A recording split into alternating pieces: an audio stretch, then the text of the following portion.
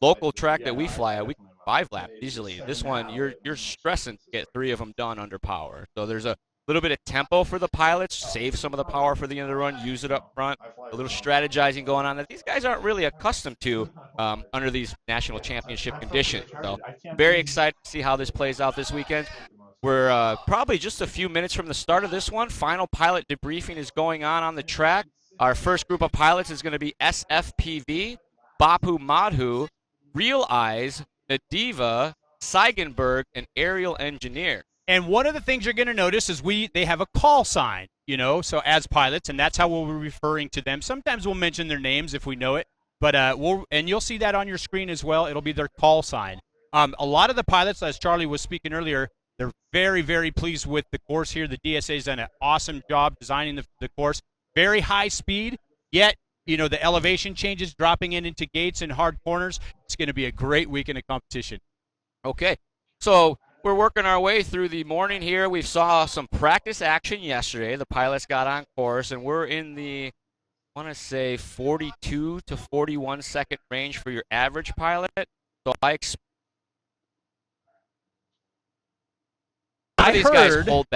I heard there was like a 33. I believe it. And I think that's one of the guys that crashed into the gauntlet. Practice session, even further, throwing these guys for a loop, the track was not completed. They haven't turned a single lap on the final version of our national championship layout. And to me, that is awesome.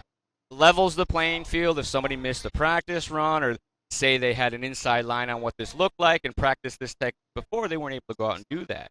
They added a 30-foot elevated metal gate that is a requirement to get through as they come from a low section to a high section, back to a low section, back to a high section. So not only are these pilots maneuvering a normal course, they have to deal with elevation changes. The drone allows you to race in 3. Yeah, and what's going on with these racing drones and the wing class, they have a camera mounted on the drone, and the pilots put goggles on, and they're looking through that. And it's, depending on the angle that they're looking through, makes it extremely difficult to actually see where you're going. Some of the pilots, because of the size of the course, have changed their rates on their transmitters to actually give them a little more throw here or there, to make it a little more sometimes they turn them down because they don't want to be super sensitive, but they're turning them to make some of these high-speed corners. A lot of power for sure. And a lot of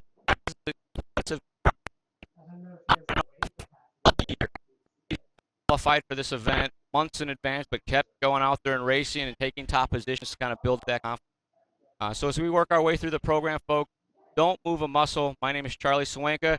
This is Gary Guess. You're joining us here on the 2016 National Drone Racing Championships brought to you by GoPro. We'll be right back. I got this ballpark down. Souvenirs, Section B. Hot dogs, Section D. Bathroom with the big stall, Section F. And I have my Bank of America mobile banking app down. I manage my accounts, deposit checks, get alerts, pay my bills, and more. Excuse me, where's Section LL? 57 steps that way, left at the pretzel stand, 10 rows up, on your right. Thanks. Bring sunscreen, because you'll need it halfway through the third inning. I learned that one the hard way.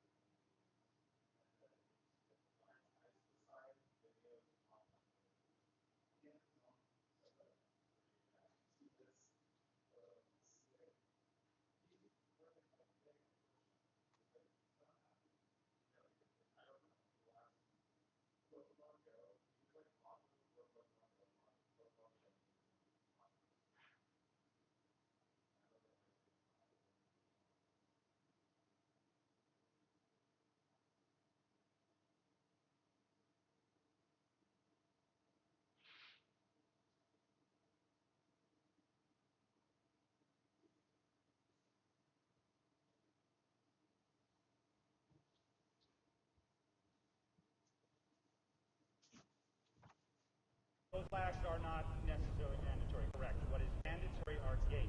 That's a good point. Welcome back to the 2016 National Drone Racing Championship presented by GoPro. We're here on the beautiful Governor's Island in New York at day one. This is qualifying day of the drone championships. 5 of these pilots are going to be making their way to the World Championships, and they're going to get there by this very event. Drone World Championship coming up in just a month, actually. They should be racing in Hawaii. Yeah, where they Very filmed Jurassic Park. Yeah. Lots of action ahead of us today, though. We are going to take a full day of racing action in the drone division.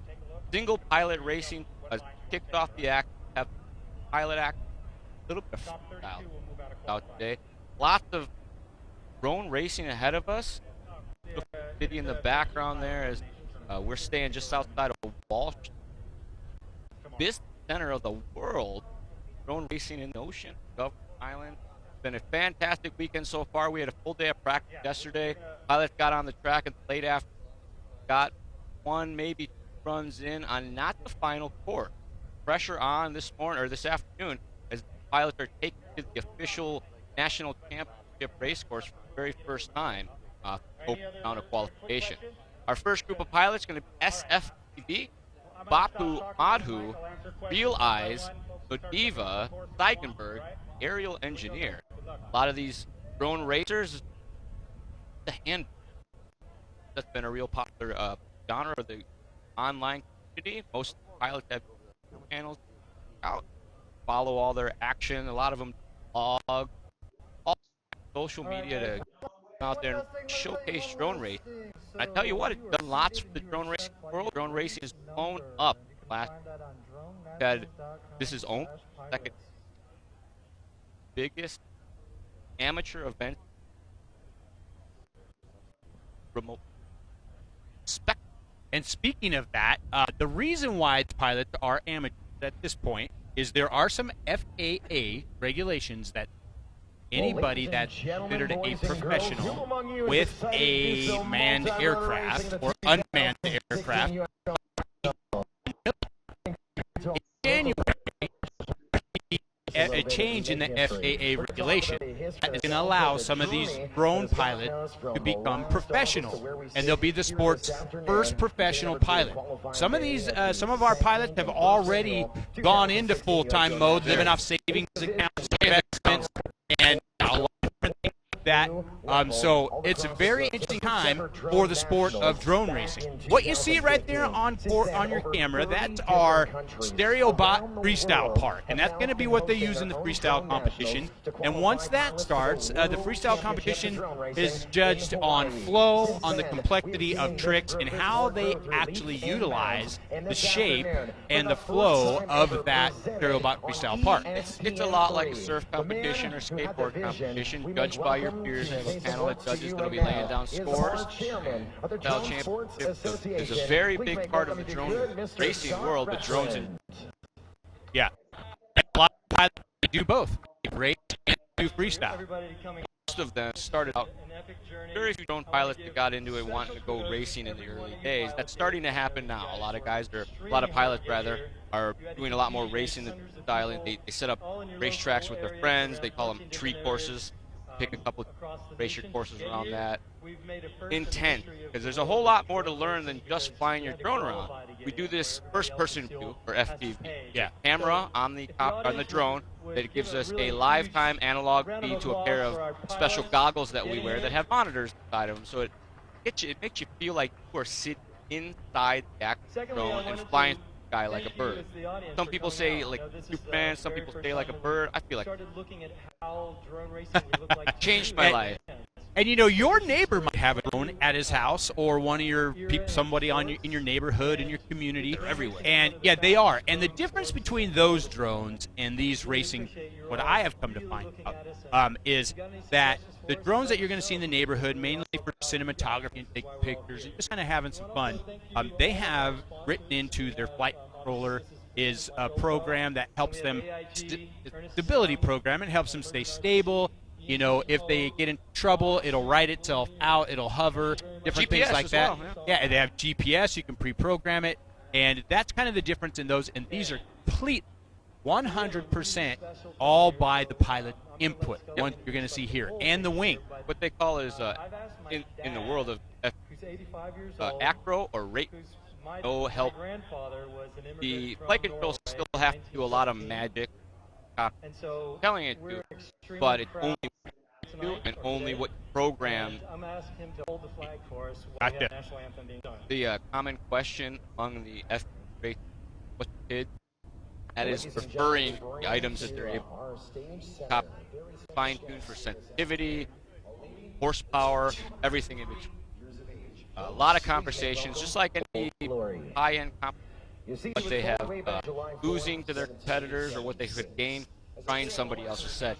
A lot of monkey tap they could go on.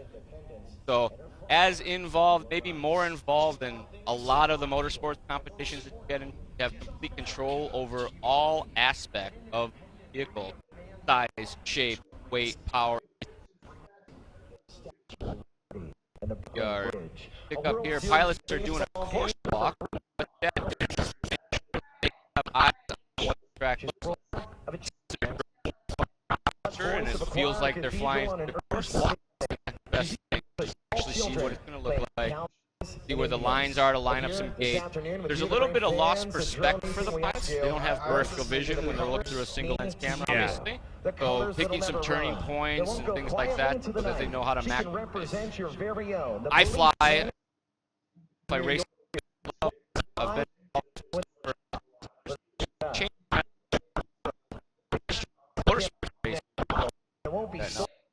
racing. I have to go fly it every day, or I don't feel right.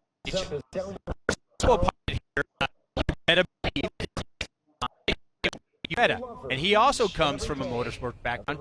He was racing in racing short course trucks, and he just realized after a while he started doing. He's raced other forms of remote control stuff as well, but so he's transitioned from trying to race short course trucks full time into racing drone. So we're going to take it down to the track as we pick up the national anthem live here. GoPro. To lead us in the #1 song in the nation's playlist is a former member of the New York Police Department, a member of the We have a member of the New York Police Department performing the national anthem here at opening ceremonies at 2006.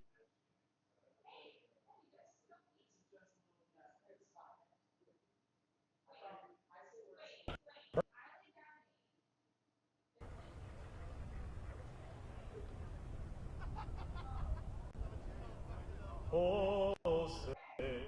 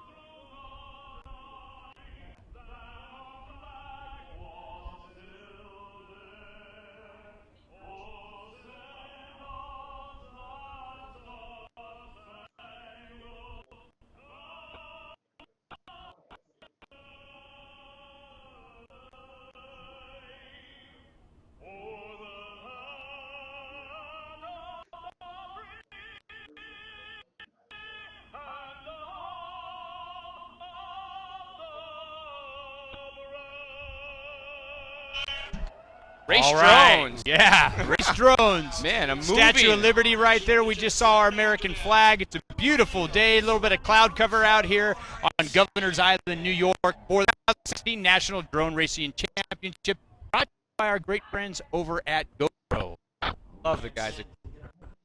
Just first round drone racing, SFPV, Bapu Madhu, Real Eyes, Diva, Steigenberg, Aerial Engineer. You guys are fans of drone racing and you've looked up these guys' channels, you'll know all about their epic adventures that they've had. SFPV is local, one of the San Francisco Bay Area pilots. He puts on his props man. Bapu is one of the original kind of social media gurus out there, getting all kinds of exposure. Realize No Diva are pilots that I've not come across before, but Steigenberg is a drone designer. Really? That's a Design them. He's a racer, and I'm going to assume that the aerial engineer is sort of in. SFPV, he is the top-ranked pilot in this actual heat that's getting ready to start. He's ranked 12th in the United States, and he's ranked 63rd in the world. Finished second of put on Aerial Sports League post Maker Fair. But Colby is at Cola. He's 31 years old. Propsman props. Just going to choose a 3-bladed prop. Some of the two top-ranked pilots are running 2-blade, and the other guys are telling me, hey, I might run a 2, I might run a 3. I'm sure you got a couple guys that are your competitors and you want to keep up with them and you see what's on their drone and you don't have it, you might say, do I need that or not? Yeah, sure. One of the big things, touched on a little earlier, tuning aspect, a bit of monkey see. These guys are one of the leading edge of FPV racing, so many of them try things that is not standard and they make it standard after that. Batteries used to always be on the top of the copter, but most guys have shifted them down to the bottom now. Get beat by a guy with a copter, you know. Yeah, I would if I was. Sure. Big trend these days, power ratio issue. Battery pack we use electronic for all as light and efficient as possible. These guys are really trying to maximize the power pack. They do that by shaving every gram away. Some of them only running 1 or 2 screws to hold the motor in, using titanium hardware, carbon fiber frames, of course, lightweight. That's enough battery pack to get them through the race. It's the limits of the quad, basically the length of the race. At the end of the run, And basically, get about 3 laps in on a course this size. barely. This is a huge course for these drone racers. Most of these pilots don't get to see a course this big on a regular basis. So very, very awesome for you guys to get out here. Folks, don't move a muscle. We are going to take a short and we'll be here. 2006 National Drone Racing Championship presented to you by GoPro. Be right back.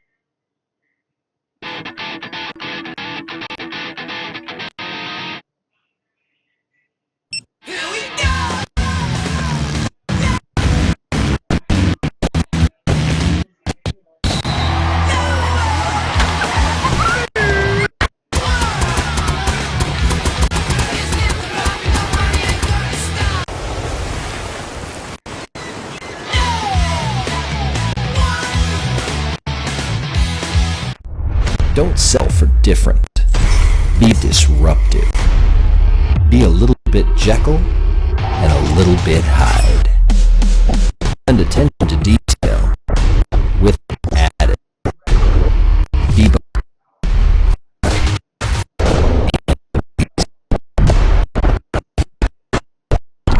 Riot Pro. Get yours at thrust-uav.com. Ready to give FPV a try? UX2 FPV from Horizon Hobby. It comes flight ready with an FPV camera and video transmitter. Stability system. You'll have the hang of it in no time. Be into FPV, not all you're looking for. In fact, stand customer service. See for yourself. Get to your hobby store or visit horizonhobby.com today. Talking about somebody.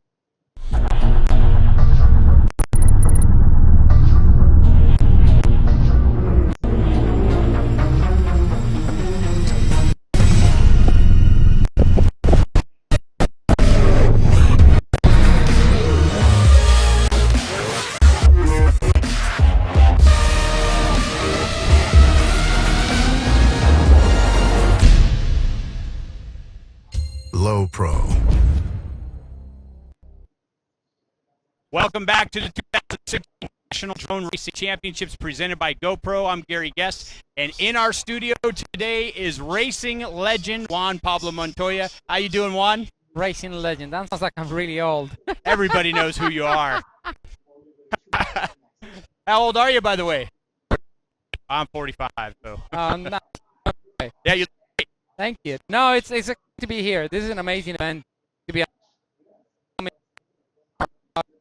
Hey, you should visit us, spend the day with us here for for the nationals. I had no idea what to expect, but you guys put up a hell of an event. Awesome, thank you. And Juan Pablo Montoya is an avid flyer. He flies turbine-powered remote-controlled jets. But getting more into the FPV.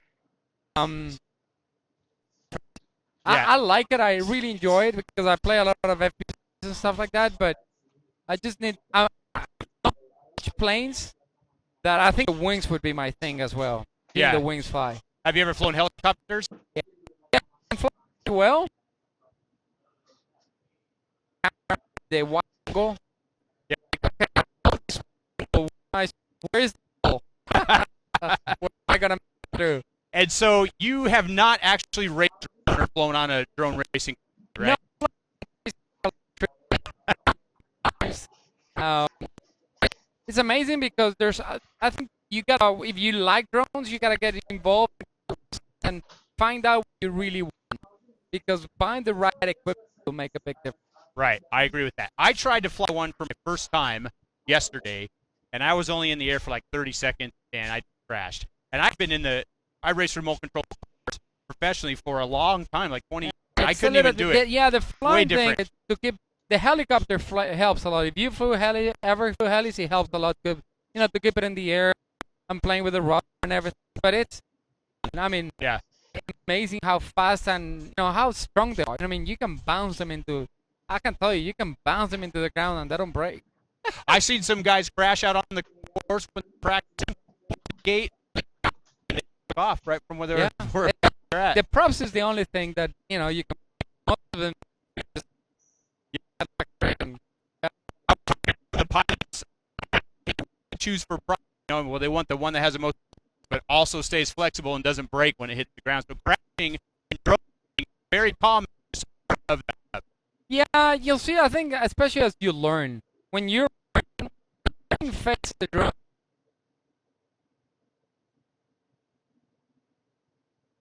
you want it where you know where you're gonna make it through, and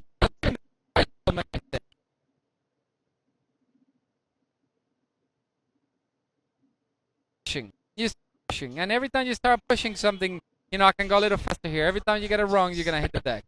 It's kind of when you're racing your race car. Hey, that's first-person view as well. First-person view, so you don't.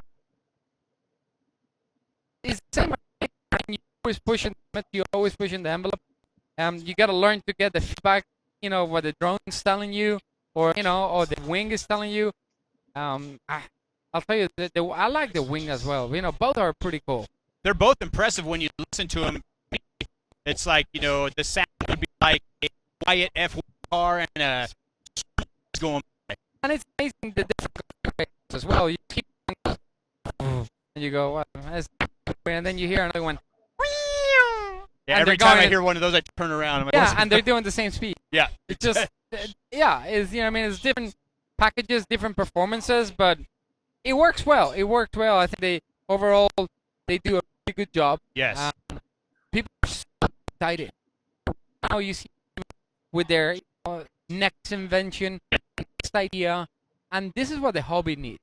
Somebody with a great next idea. And yes, I think the drone, the drone racing is bringing newer engines, newer people.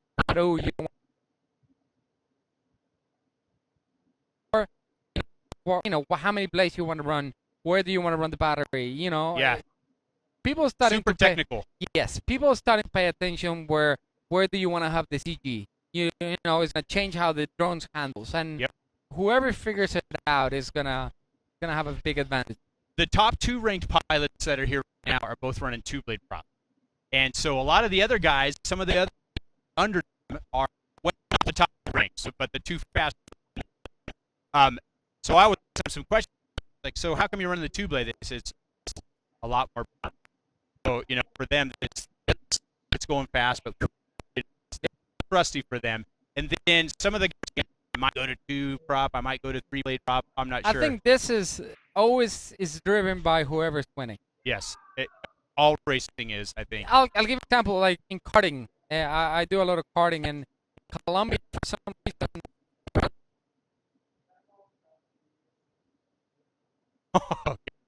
Gotcha. And this is if you see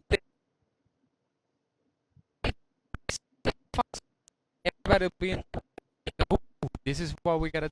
And then after this weekend, people that build the 3 and 4, they're gonna stop selling, and everybody, everybody's gonna, oh, you saw the 2-blade one. That's right. What wins on Sunday sells Sunday is the old cliche. And it is the truth, Yeah. and it's one of the key things with racing.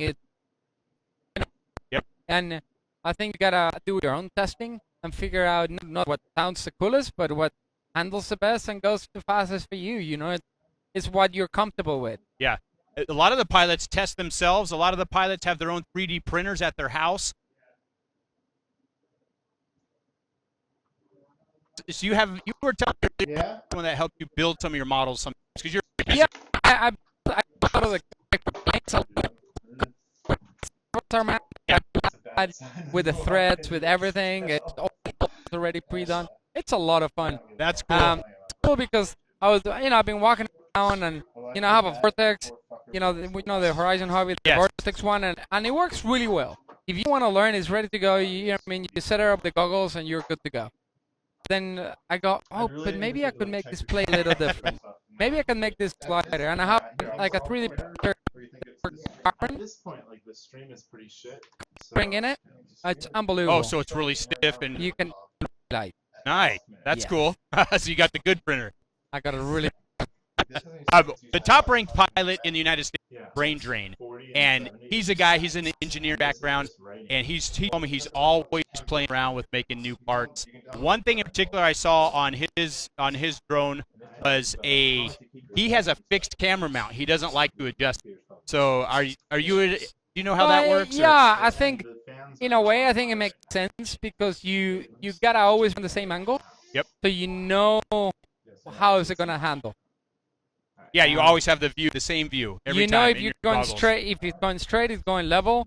If it's aiming down, you need to get, that when it's pitched, it's aiming forward. So if it's going down, you can where you turn. Yeah. And so with the drone, with the drones, the camera, if the drone was flat like this, it kind of point in the air this way. The drones fly about like that, so they have the camera 50-something degree angle. Yeah, it's like this. The camera is pointed this way. Yeah, I tried. Is only really these three. Like, I don't know what these two are, but they're probably associated with that as well. And something maybe in the goggles with like colors or something that tell you how much angle you have on it. You heard it here first. One problem. Idea right there. Honestly, because that way you can land it, you can learn to fly it. Because when you're learning to fly it, when you take off, you're looking at the sky. You're what I couldn't get. I all over the place. Yeah. Landing is the hardest part. Like how the first time I got it close to me, looked at me, and I took the goggles off so I could land it. Does your family also into modeling? My boy, a bit. Okay. My boy, he likes a little bit. It's just, I think a lot of it is the stream because I recorded yesterday. Fine. Fine for 3 hours. Yeah. It's a scuffed stream. We can put it on TV and see what this. Yep. So you guys about a third of the way through? Or? We got about 4 or 5 races left. That's it. How's the year going? Started really strong, and we just have a lot of bad luck. Everything that can go wrong, it goes wrong. Either bad stuff or guys make up, but we like Ohio. Wow. And we frustrated, but want to get it. I understand. So the transition from being in a NASCAR back to IndyCar has been hard. Is like on a drone. Yeah. It's there.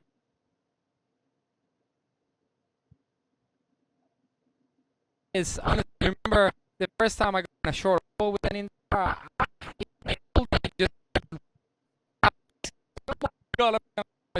Twitchy, just fast. fast. In the corners, when you go to a place like Phoenix, and a cup car is about 100 miles an hour, and 180 miles. Oh wow, that's a big Yes.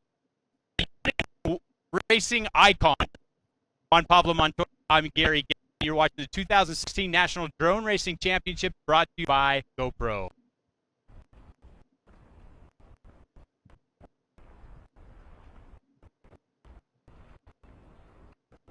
We're getting ready. We're ready to go into our first qualifying here for our drone race.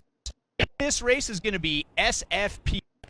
Bapu Madu, Realize, Deva, Sigenberg, Aerial Engineer. It's a day here in New York. We thought we were going to have rain, and the cause of it is there's a strong cross breed going on, so that's and with the pilots as they're doing laps. There's a new section of the course that got put in just this morning. There's a couple of elevated gates that got put in. So really the first time on the course with these new obstacles. I think that is a very cool aspect of Yes. this. If you come from normal racing atmospheres, practice has to be the same as the race. There's vehicles. Drone guys thrown to the wolves every time. Figure it out as you fly, boys. And most of the pilots very adaptive because of it. Yes. I have the utmost amount of respect for the pilot. Really new to You've flown a drone. I've flown a drone. And they put just a few inches gates exactly where they want to be, going 50 miles an hour. I am very impressed with these guys, or you are going to be watching some of the top pilots in the world and the top-ranked pilots in the United States here at the championship. After this, it's going to be the top in the world. And the top 5 after the competition ends tomorrow. The top 5 by world championships. Hawaii. We're at the Drone National, Governor's Island, and beautiful Statue of Liberty over our shoulders, Manhattan in the back. Then you can earn a spot, go to the World Championship, and race on a Hawaiian island. We have a start. Race number 1 underway as they are off and rolling. Gate straight shot. Whip flag number 3. They run through the ball field section over some hard, like the flag or the field of flag or flag forest. They go through another red gate. They make a U-turn, and they're going to be coming back at us. Above the people's heads in the fish tank. They do our coastal side of the course. Around on the back the fish number 1 by now. Bapu Madhu running spot. 3 to come across. So and Bapu Madhu crossing 1. Might have is there in lap number 1. Eric's lap was a 40.788. Bapu Madhu comes across with the 46.75. These guys are only going to do 3 laps. Bapu's got the pace. He's more experienced racers in the racing all over the internet. Trying to get to the front of this one right now. It's like aerial engineer across.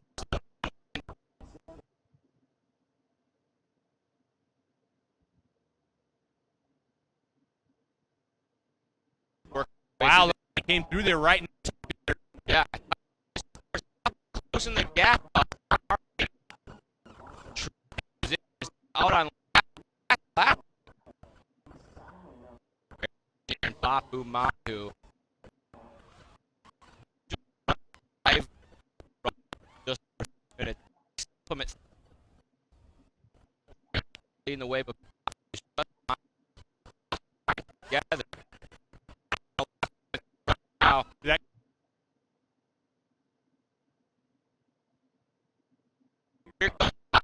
Crosses.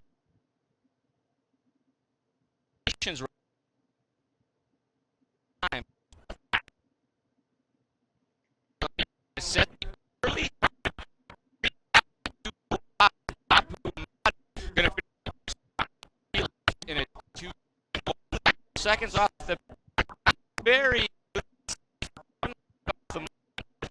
wrap. Guys, lots of race.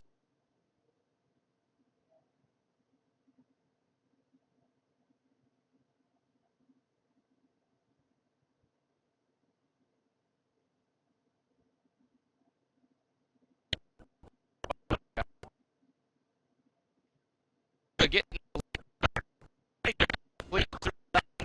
that's going to Eva getting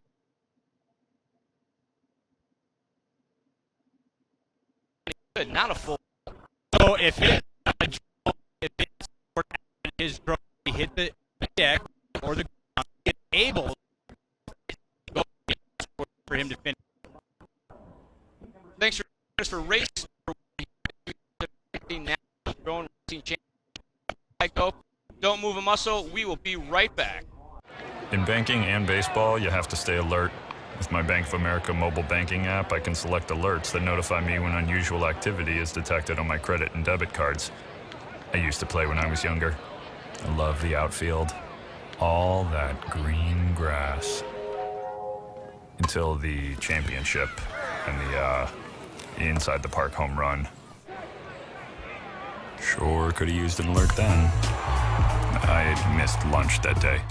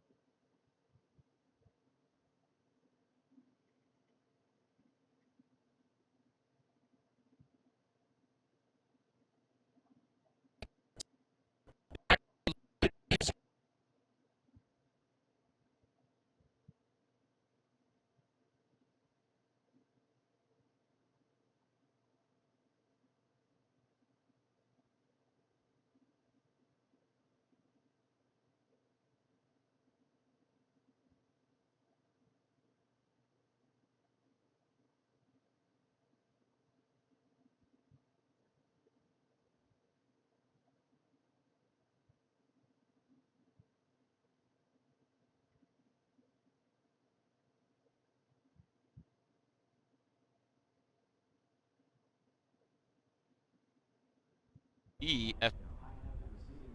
Honest race day quad showing us our field. I see 6 pilots.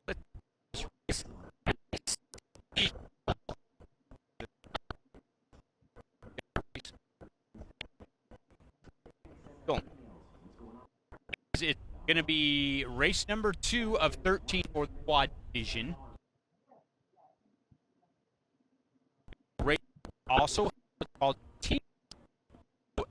As a team, I believe they need 25 laps. So every pilot must do at least 1 lap team division. We'll be doing that a little later today.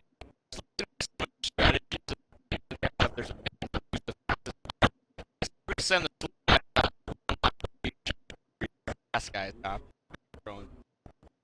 Pretty interesting to see how that all. Most part of the afternoon here, we're going to be working through. We have 13 races in round number 1 qualification, full of this nation's.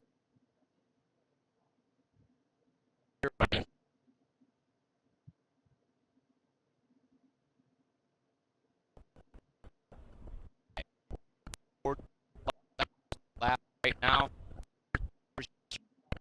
in the 30 range. They haven't qualified or haven't run any laps on this final big racetrack. Organizers have added 2 elevated gates that weren't out there session. DSA putting on an absolute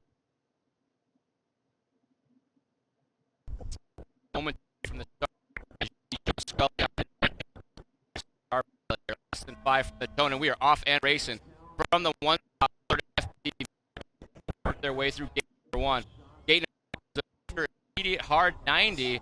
They have the long run over the baseball field, up over those that are in their way. They go through that white gate that you see there, and they come through the field of flag, making a U-turn through the field through that red gate.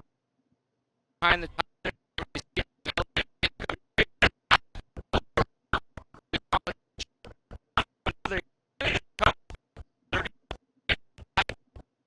again in the 180, and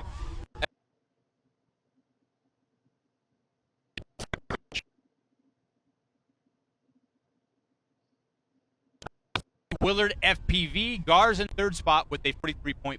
Konesi started behind Willard by a pretty good margin and leads him now by a solid 4 seconds. So Konesi on the gas, going fast right now as he works his way around to the end of lap number 2 for him. 3 laps for these pilots every time. Time to beat is a 2:05. Konesi on a pace to destroy that right now and take that top seed. Ooh, flirting with disaster. You see the net there. A little close for comfort. Konesi's second lap, even faster. 34.7 that time by. 35.9, really quick lap for Willard FPV.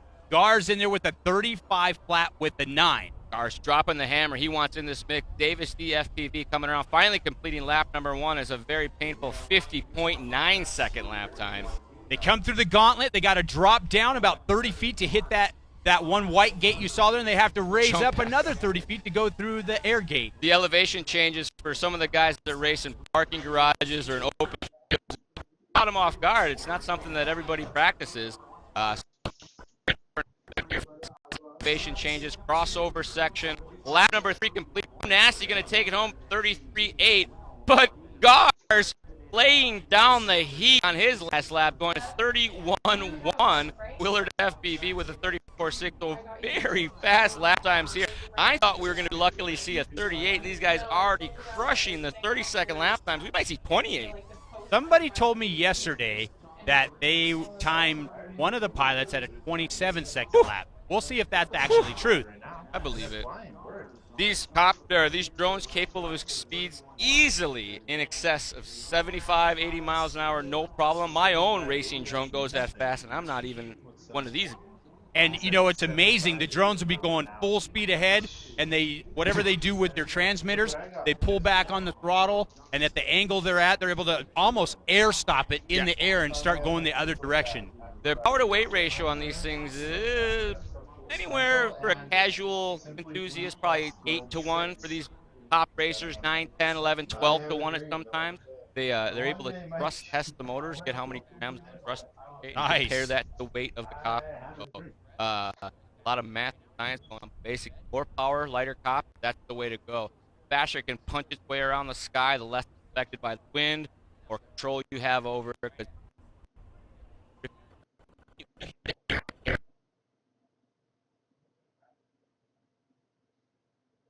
What you see there, that is one of the gates. So when they go through the gauntlet, when they come, the direction would be headed straight into your camera there. They come through there at the bottom level. So they go through that opening that you see in the gauntlet. They go through that gate right there. That's also the first gate that they actually see when they start. So they go off their starting blocks and they go right through the gauntlet. They go right through that first gate. Now, on the same lap, they'll be going the other direction through the gauntlet straight away, and they go in the upper portion, which there was about 25 feet. On your right-hand side of the screen there, that red gate is the elevated one that's blocking our far side of the track.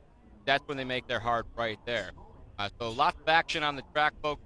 Don't move a muscle. 2016 National Drone Racing Championship brought to you by GoPro. We'll be back in just a minute. I got this ballpark down. Souvenirs, Section B. Hot dogs, Section D.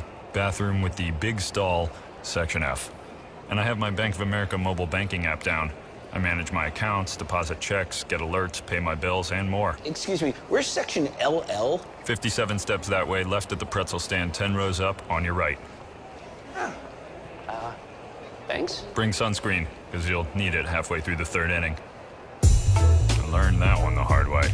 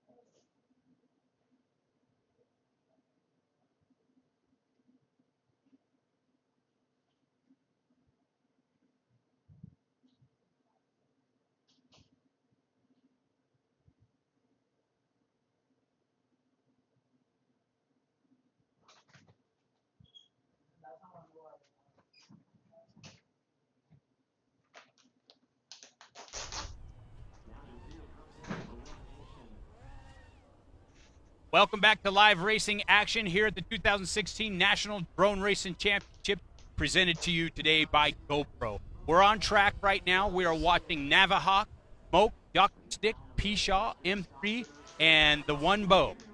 Leading the way right now, Dr. Stick completing lap number 1, and not quite as quick as our first 2 rounds. 54 seconds, 7 seconds for our open lap.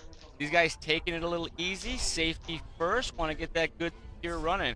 They're going to have multiple rounds of qualification. They'll be taking their fastest laps and times to seed them for the elimination round. Top 30, they move on to tomorrow's racing action. Then we will get into single elimination. Top 2 for every race. That's going to be it. Dr. Stick still leading the way right now as we work our way to the near side. Coming through the elevated gate now, the gauntlet over the top of the fish tank section, dropping down to start finish. Dr. Stick with Moke just behind him, picking up the pace now, dropping 42 and a 39. Dr. Stick and Moke only pilot in the air this time. That's cool how they go over that fence and they go right down through that other gate.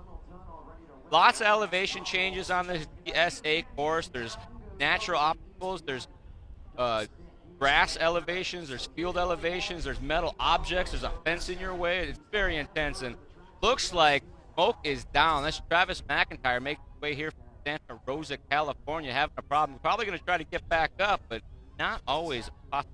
We had 8 drones started the race. Looks like only 2 possibly or 1 in the air at the moment. 6 drones started the race. Dr. Stick crosses the line. 3 laps completed. 42-1 on his final lap, going 3 laps in a 18. Probably right now overall is not a lot of pilots able to rack up. Doc coming home in the win, like smoke out early, be able to lap. That's a rough one when you crash on the last lap. Well, especially in your first time on the track, your first qualifier. Really puts the pressure. The time to beat right now was Nasty. He did 3 laps in 1 minute and 45 seconds. So that's the time that the pilots are looking to beat. That last 3 laps, 1, 5, 7. That's the top qualifier. What you see there on camera, that is the StereoBot Freestyle Park. That's the squiggly thing you see there, the red squiggly. And then you actually see people in that white box. We call that the fish tank. And the reason why is it's like you're in a fish tank. And the drones fly straight at them, and they go right above their head through that gauntlet on their return on part of their lap, right there. So that's what you see. So when you're inside that, you see the drone coming, and it almost looks like, hey, he might hit me. Yeah. But he goes right above you. I've seen one drone actually smack that thing yesterday. He but rang the bell. Yeah, but he didn't hit it in the glass section. He actually hit the metal structure, ricocheted off the inside of it, landed inside of the fish tank. The spectators were able to grab his copter or grab his drone. Actually, That's cool. That. It was awesome. The Man, I camera see broke, the the GoPro. battery ejected. Oh, cool. Sorry to talk over you there.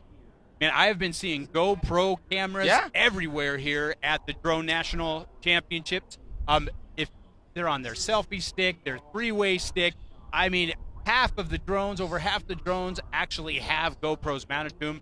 And the championships are brought to you by GoPro, and they're out here supporting their customers, doing a great job. They have a chase copter that they built, a chase drone that has HD downlink that out there on course with our pilot page while they're racing. Nice.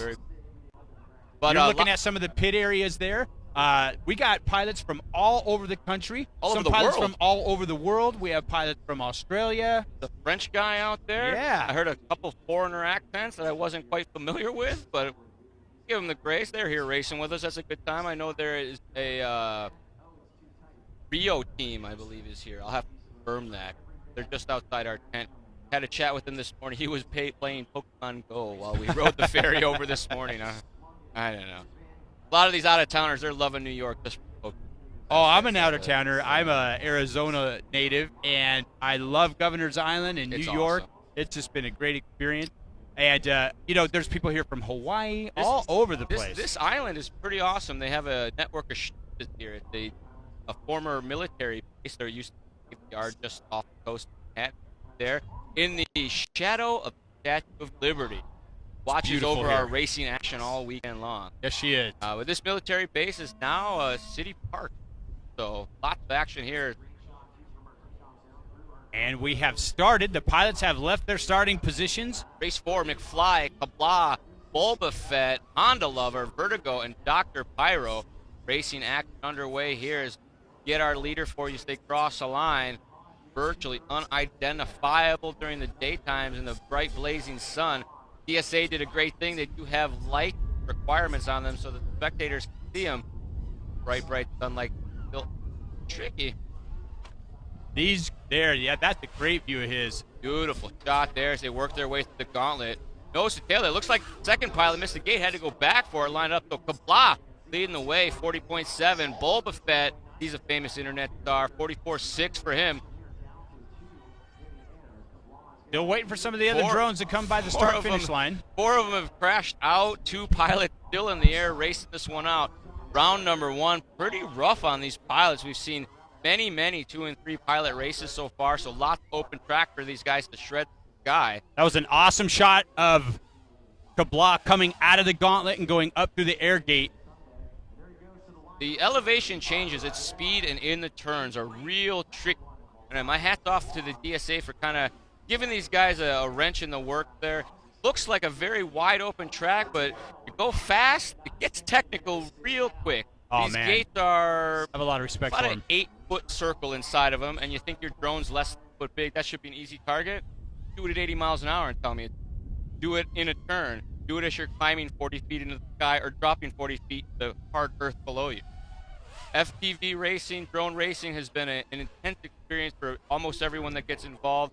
Sometimes put on the goggles and your life changes forever after that. All you want to do. Kabla now coming home with the win, picking up his pace there. Lap 2 and 3 much quicker. 34.4 to close out. Boba Fett still on track, trying to bring it home safe and sound. 38.8 that time. So good runs for these pilots. If you're under 2 minutes for your 3-lap run, you have a very good chance to be in the top 16 at least in this field. I say, I'll call it right now that my cutoff time for the top 32 is going to be probably 3 laps to 2:01. We should have at least 32 guys that get into the consistent 30-second lap and get it done. The great shot of Manhattan right there in the background. It's a beautiful day of racing out here at the 2016 National Drone Racing Championship presented by GoPro. It's going to be a great weekend of racing. Will be 5+ hours of non-stop coverage here as we bring you behind-the-scenes action. We have our lovely pit reporters Kendall Mark and Dalton Grover will be on the scene with us in just a little bit. We're giving the pilots a little time. First round of qualifications, very intense. Lots going on, and we got a copter. We have a drone in the net. So there is a safety net here all the way along the front straightaway where the gauntlet is, and that's why right there, as you see that drone is stuck in the net. I thought I heard it zoom behind me, and then all of a sudden there was no more sound, so I was right. It sounds like a chainsaw that runs out of gas. Yep. Yeah. All right, connecting rod just broke exactly. in an engine.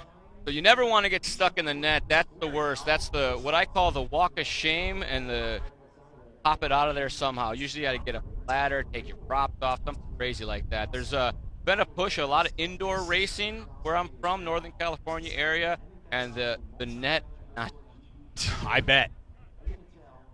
We're queuing up here. They got to get the drone out of the fence line because they need to use that frequency. Next guy, if they can't get it out, they'll actually hot swap to an open channel that they have. They have a contingency, or at a minimum, they'll unplug it. Turns off video power.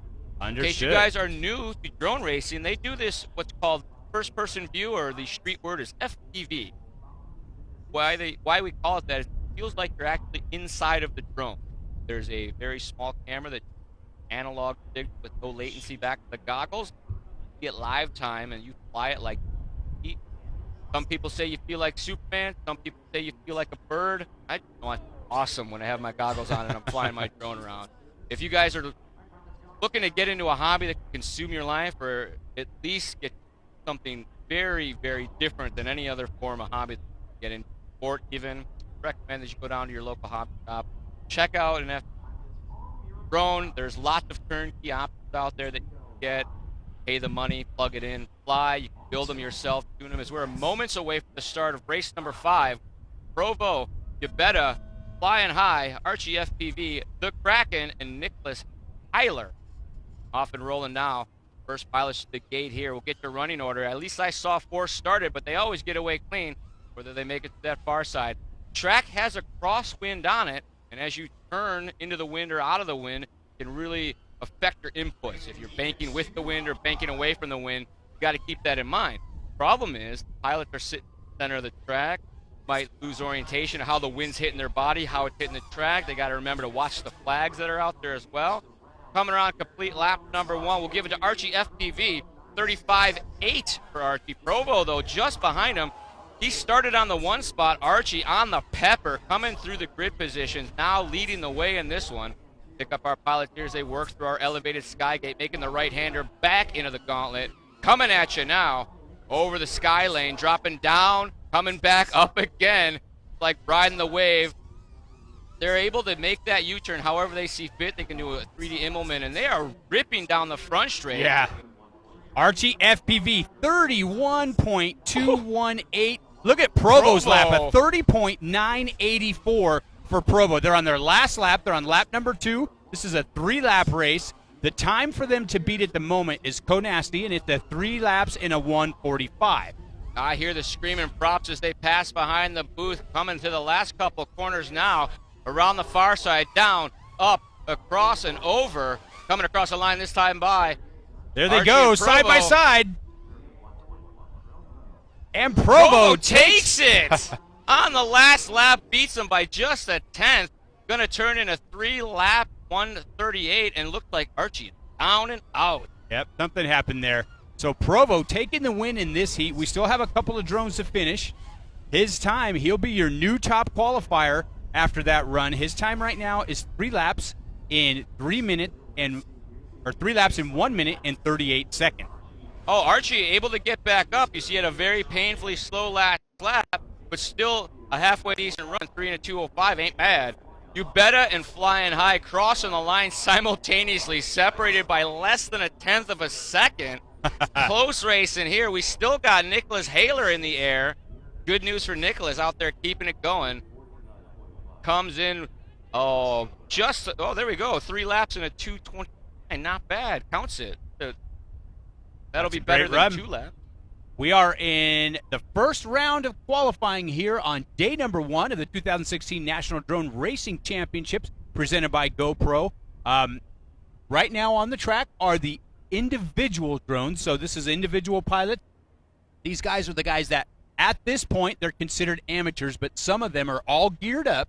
In 2017, it looked like they will be able to turn pro. FAA has some restrictions. You have to be certified to fly an unmanned aerial vehicle. Right. Anything over 150 butter is. These copters are all well over that, so you have to FAA register in order to use your registration correctly. Gotcha. And so at the moment, the FAA mandates that if you are receiving any sort of payment, you must be military or contracted by the military. Or a actual. If you're like an airline pilot or something. Gotcha. I watched a TED Talk about that. Guys flying this very small handheld before this 250 gram. Like, I went and got my pilot's license so I could talk to you guys. That's cool. Next up is going to be Jet, Maximus Desiccus, Ferrati, Are You Ready, May Day, and Ark Navic. He's having such a hard time, he has to call Mayday. Mayday. Pilots, it takes a minute or two for these guys to get into position. Look at our StereoBot-style obelisk.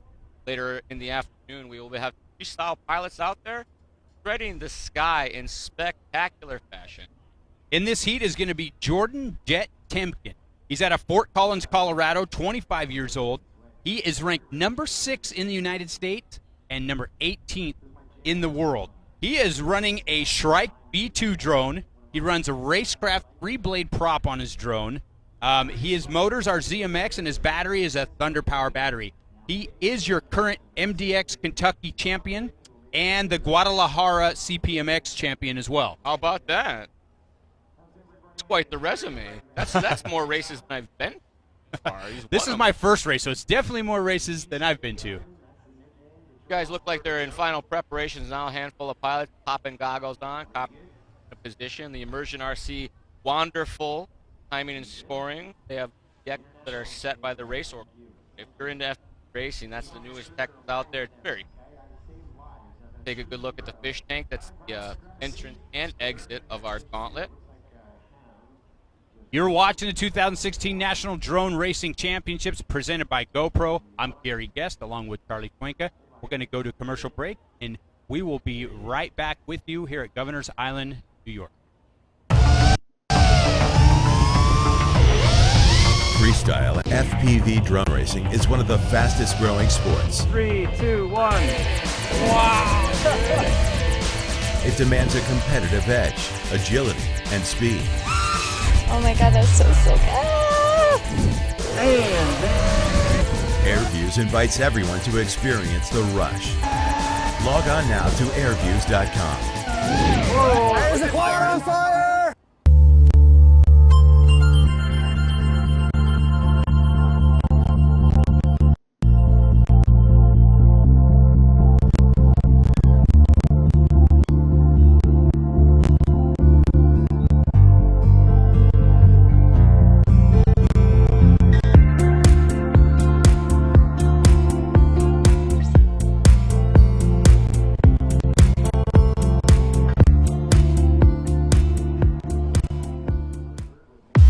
Ready to give FPV a try?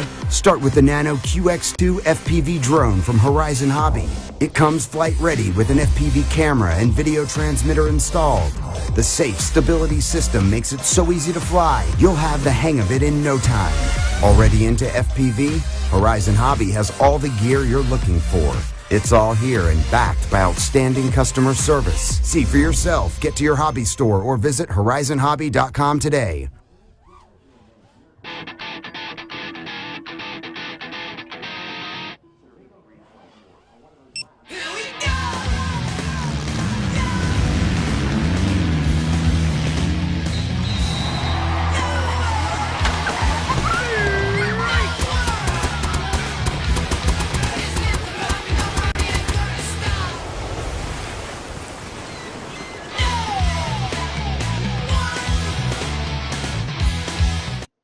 Welcome back to the 2016 National Drone Racing Championship presented by GoPro. I'm new to the table. I'm Kendall Mark here with Danny from the TV show Drone. You may have seen it on Science Channel. If you haven't, Danny, tell everybody at home, what exactly is Drone?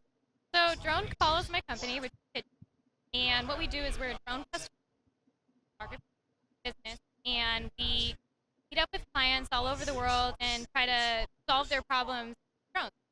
Very nice. And I know you and I have talked before in a few interviews. Tell me a little bit about your fellow cast, because you've got a slew of characters that hang out with you. A group of boys, of course. Of course. Tell everyone a little bit about So I guess we'll start with Brian. He's one of the founders, and he's actually a professional actor. So it was awesome being able to had so much input about, my flying, and he knows so much about being on camera. That was, and then Roger, he is our technician, and he is Eric. I'll tell you. So he plays out of life. He's a sweetheart. Every single day, Bill, one of our other characters, and he learns from Bill. Bill is, we call him our Yoda, because he solves a lot of problems for us, and he's always developing new technology and finding new ways for us to solve problems for clients. Mm-hmm. Yeah, the guys are all interesting characters, and I got to meet them all when you came up to Minneapolis to shoot what was a commercial and then what became an episode of one of our shows on Airviews called Ryan's Ridiculous. Yes, that was You so guys fun. made us a drone that could shoot paintballs. Yes. I have never seen anything like that. It was insane. I still have a few battle wounds from no. it. I mean, did you guys have a pretty good time doing that? Oh my God. Oftentimes we're working in very serious situations. We've built like life preservers and working with gondolas, developing safety equipment. So to be able to get outside of that and work with something really creative and really fun and fertilize a couple people with a paintball is always Like me. fun too. Yes. Sorry about that. But yeah, it was really awesome to be able to do that. And Bill built that thing so fast. We had mentioned it, and it was like literally, it felt like the next day that he was like, here's this, I've got a schematic, I've got it ready to go. I was like, Bill, you're amazing. He's a wizard, I swear. He is pretty cool. We are talking, if you are just joining us, we're talking about Droned. It's a TV show on Science Channel, a docuseries. Danny is one of the characters. She flies, and she doesn't fly just recreational, commercial level drones. You fly FPV. One of the episodes is about you learning how to fly a quadcopter. Yes. I mean, without giving it all away, how did it go? That first little trial run. Oh my God. So the very first time I decided to fly FPV, I just kind of got the idea, and I told the guys at the shop, I was like, guys, I want to fly FPV. And Bill was like, here, let me help you out. He knew a little bit about it. And he set me up and put me in the right track. And I took it out thinking, okay, it's just going to be like flying any other off-the-shelf drone. Right. Easy peasy. Easy peasy. I've been doing this forever. It was not. It is like the difference between like riding a horse and like a bronco. It's all over the place, and you have to learn all this fine control. So you're just like, the first time I flew, I was, I don't want to say demoralized, but I was a little beat down. I was like, oh man, maybe I'm not as good as I thought I was. Right. Maybe if it makes you feel better, the first time that I got on the simulator, the sim, which is a lot of these pilots will practice in, I almost got nauseous because I had no idea that, the little tidbits, how sensitive it is, how you have to use your fingers like this to control. Like a crab. Yes, I thought all that stuff was so interesting. And one thing about being here this weekend is that you got to see a bunch of the pilots that you maybe haven't seen for a while. Is there somebody here that you're excited to see? Anybody that you're excited to see fly later on? There's a lot of guys here that I kind of like stalk their Instagrams and their Airviews channels, and I love watching their footage because it really inspires me to get out and like, you can do this. Anyone, if you just invest the time, can do very well in this industry, and it is so young that there's so much room for people to develop and come up as an artist, which is what I like to call them. I consider them artists. They're pilots and artists. They paint the sky, right? They do. It's amazing. Some of the videos are so beautiful. And yeah, so I mean, Freybot, I met him in Tempe, and that was like, I was starstruck. I was like, oh my God, I've seen your video. Right, and it doesn't hurt that he is a former model. So it's not like he's hard to look at from the ladies' perspective, yes, you know? That is true. Yeah, I ran into him, and that was surreal. And then I've ran into him again, and he's always such a pleasure to be around. And Stinger Swarm, he's a pilot in real life, flies commercial airliners, and a pilot on the field. So that's really cool. Yeah, it's cool to see his kind of perspective. Now, moving back to Drone, the actual show. Yeah. What were some of your favorite episodes? What were some of the favorite places that you've gone? We went to some amazing places. Working with Pigeon Vision changed my life, I would say, because we had such an opportunity to get out there and really see the world through a different lens. And I think my absolute favorite, just because I'm a scuba diver and a scuba nerd, was working in the Bahamas, because I not only got to fly and take footage in the ocean, which is one of my favorite places to film, but I got to get in the water with sharks and feed them. So you wait. You literally were in the water? Literally, I was with like, the sharks? they chum the water, and I'm looking at it, and I was like, oh, nuts. And they just kind of say, go ahead. And I was like, okay. And you see teeth gnashing at the surface, and you're like, all right, I'll trust it. And you just jump in, and you go to the bottom, and they bring a bait box down, and they literally basically hand feed them. And right in front of you. Right? Like they're like swimming into you with their like shark fins, and like they'll knock you in the face and like try to take your goggles, and you're like, Mr. Shark, no, I need those. I need those. Well, there is a little bit of freestyle action going on behind us right now. We will get that to you guys soon. We do still have Danny here from Drone. If somebody wants to watch the show, where can they find it? What time is it on? On Science Channel, Fridays, 3 p.m. Eastern. Okay, Fridays, 3 p.m. Eastern. Yes. You know, actually, you mentioned this. When you were in Fort Lauderdale, you worked with the fire department. I got to see one of those first episodes where you went and did that. You had a little bit of issues getting your drone up in the air. I'm not going to give too much away, but can you walk me through what it was like working with those first responders in Fort Lauderdale? It was amazing to be able to provide people with technology that could potentially save lives and also keep safety personnel out of the field in places where that maybe they are risking their own lives to help somebody. It's literally just an amazing experience to be able to offer that to the world and show people that drones are not just, obviously it's an awesome sport, but there's so much more to this industry. Right, exactly. And you also went, let me see, you went sailing. Yes, I that did. episode. You climb all the way to the top of the sailboat and you get strapped on and you're up there flying a drone. Crazy antics. It was awesome. That was, I've never been to the top of a sail mast, so it was the craziest perspective. I felt like a drone up there. I'm like, is this what my drone feels like? Crazy. Right, which is kind of like what FPV pilots are always saying. Every single day, yeah. That they love the fact that it's like you're sitting on top of your drone and you're flying through the course. It's pretty amazing. But let me see. I think another episode that I really liked, you'd mentioned the sharks. Yes. Can't say that would be my favorite thing in the whole world. But you also went and you guys flew with a parkour group out in LA. Yes. New perspectives for them. We talk about perspectives a lot, but it's true. You don't really ever get that aerial shot, especially guys that can't afford a helicopter. Well, now you've got that opportunity, right? So tell me a little bit about what that was like going into the abandoned zoo. Oh my God. Hanging out with the parkour guys. Yes, it was very, very surreal to be able to. We're in a place in Hollywood where we can now do these really expensive shots that previously we'd had to do out of a helicopter. And so as a cinematographer, I was like, oh my God, this is the best thing ever invented. And working with these guys who are professionals and they're stuntmen and they've worked on a multitude of movies. So I was able to almost kind of choreograph and direct, and I was playing all these roles, and it was a learning experience, but at the same time it was very very moving. It was really, I thought it was a really cool experience just for everybody to watch too. Exactly. So this is Danny from Drone on Science Channel. And Danny, where can people follow you if they want to see you on Twitter, Instagram, Facebook? Do you guys have a page? Yes, Drone has a Facebook page. It's facebook.com/DroneTV. And you can check out my Instagram. It's DuckDuckDrone, because that's the best thing ever. Love it. And Facebook also, I have DuckDuckDrone on Facebook.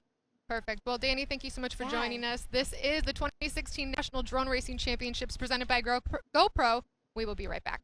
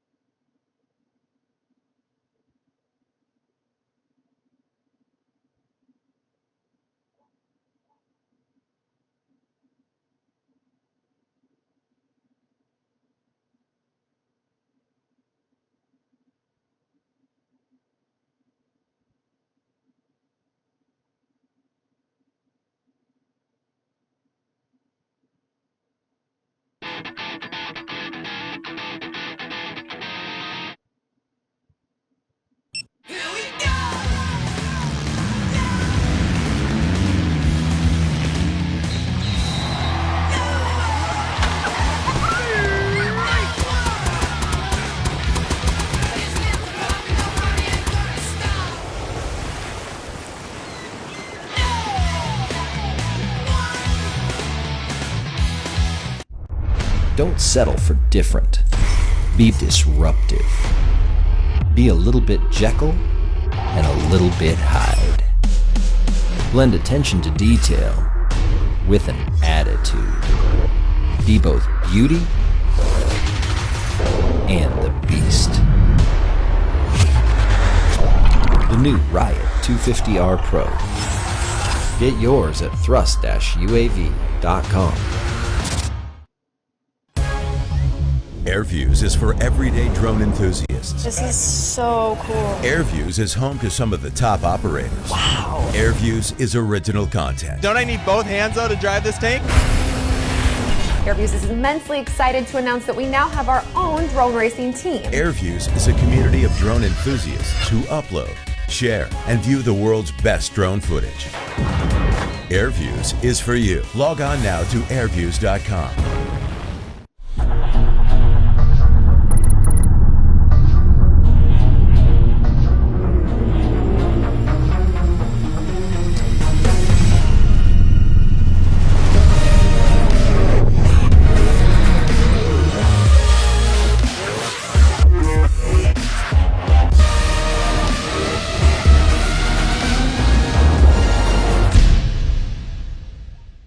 GoPro. Welcome back to the 2016 National Drone Racing Championships presented by GoPro. I am here with a very interesting looking character. This is Chad Nowak. What is on your head? What's happening? Someone call it an obese shark. I like to call it a fat shark. A fat shark. Fat shark. Just like these bad boys, Yep. right? Just Yep. like the goggles. Someone just randomly gave me this hat, and it looks stupid, so I just thought I was going to wear it, and no one else wanted to wear it, so I'm making it my own. And you've been wearing it all week. Yeah, That's what I it's love got about my it. sweat all over it. I've been running around like a lunatic all weekend, having a good time. That's what it's all about. Well, Chad is one of the top pilots in the world. As you can hear, you're not from the States. You are from Negative. down under, which That's kind correct. of makes sense with the shark Yep, hat, right? correct. So I want to know, how big is piloting an FPV flying down in Australia? It's pretty big. I mean, mini quads actually pretty much started in Australia, in the Brisbane area, with the way that we know it now. It pretty much started there sort of like mid 2013. It's kind of it's not as big and matured in the racing scene here. So we have a racing scene, but it's certainly not big. I mean, you Americans, you'll race lawnmowers, you'll race anything.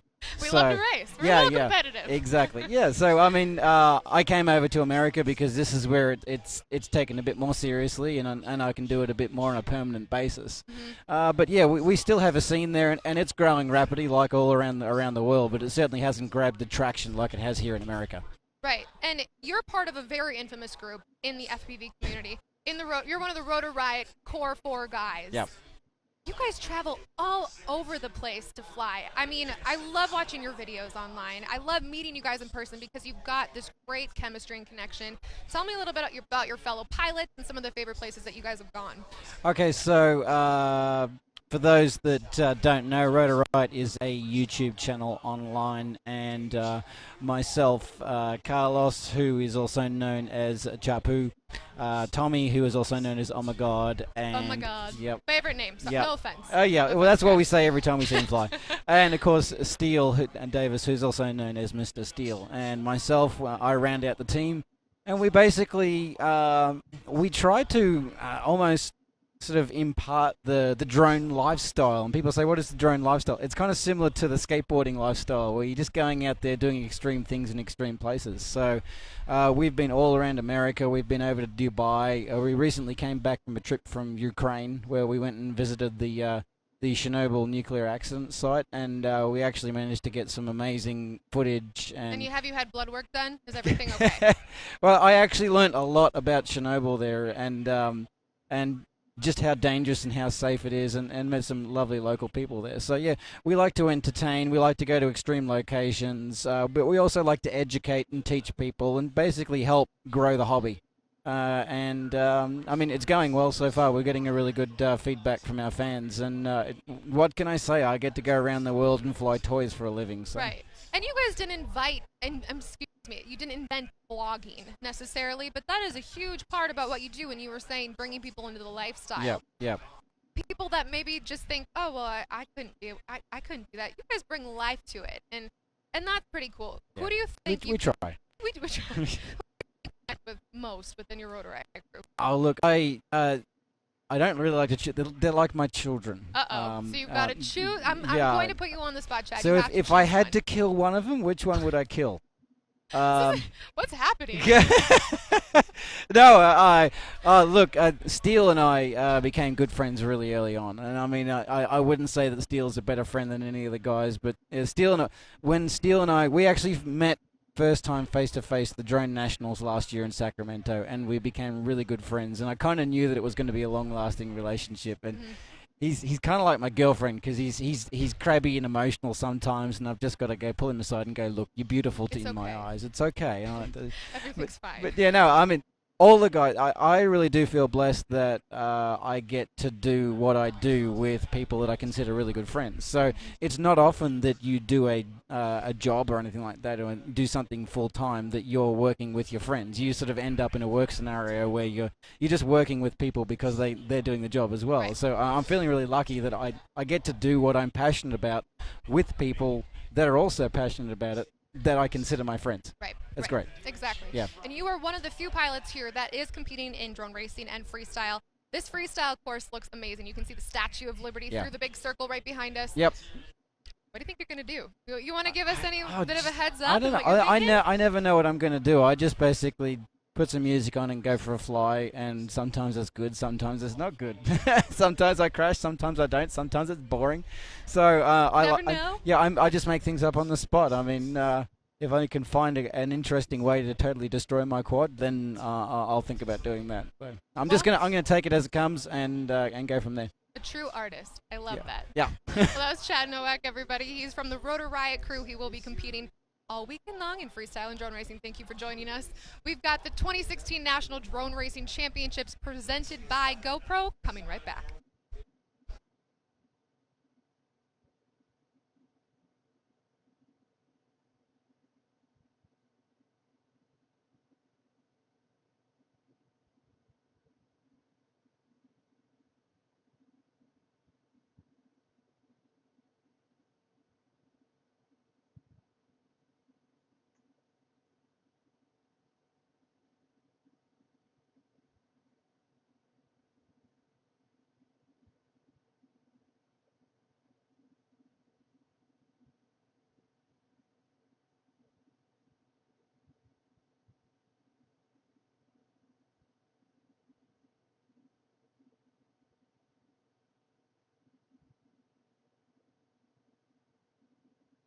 Alrighty, folks, welcome back. 2016 National Drone Racing Championships brought to you by GoPro, as we are in a holding pattern between a couple races now. Coming up next looks to be race number 9 of 14. There were a couple races that had some technical difficulties, and there will be 2 re-races full of pilots, so they get another shot at the first round of qualification here at the Drone Nationals. What you see there on screen is your StereoBot Freestyle Park, and we'll be going into the freestyle competition later today in coverage. You see the beautiful Manhattan skyline, One World Trade Center back there. We are located on Governor's Island, New York. It is separated from the mainland there. It's its own little island. Everybody has ferried over here. It's it's just beautiful here. Every day we get to ride on a boat. I know. It's perfectly maintained. The DSA has set up a wonderful race course for these pilots. This is the second year of the Drone National Championship. We should point out, it's not just the racetrack. The facility is fantastic. Yes, awesome. There's hospitality tents. The pilots have pits with power. There's a beer garden here even. It's just great. There is a lot of the different manufacturers are present here at the Drone Nationals, and there's a lot of the top pilots in the world. It's just going to be some intense racing action. We just saw in the last heat you saw there, one of the top-ranked pilots, and amongst the pilots, he's one of the favored. He crashed. Yeah. Fastest guy through practice, and the first guy to quit his day job so that he could practice more than he was practicing already. Sean Taylor out. Round 1, not going to count for him. They got another shot. Time to beat right now is 3 laps in 1 minute and 38 seconds. That is the one and only Provo. If you are a online person at all, you have surely heard of Provo by now. If not, you can probably Google it. Jet going to be our second seed so far, only basically 1 second off per lap. He did 3 laps in a 1:42. And my boy Shane Troweek, Humboldt 710, he's from Humboldt, California, obviously. 3 laps in a 1:44, very fast for him. Konasty, one of the first guys to dip down into the low 30s, did a 3 laps in a 1:42. And Stinger Swarm, one of the Rotor Riot guys, or he's like a Rotor Riot sidekick, I think. I'm not really sure. Bumping into our top 5 right there with 3 laps in a 1:48.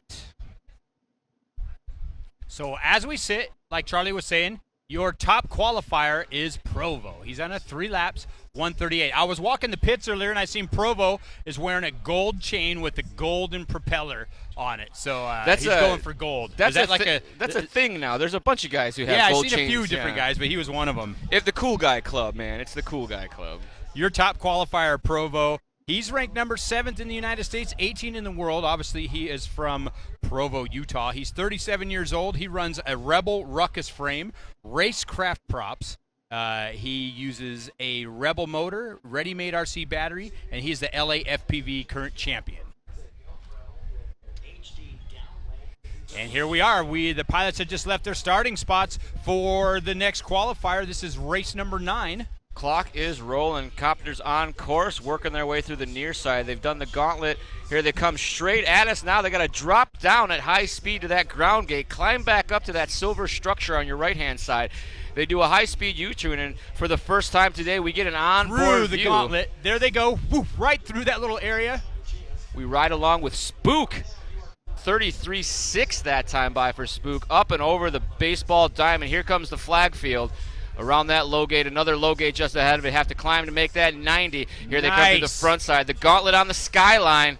Up over the top here. Hard 90, drop it down, come back up. Wow, they make it look effortless. High-speed U-turn there. Goes to the gate on an angle, squares up the rise. Here he comes over the fishbowl. Coming around this time by, 33.6 last time by.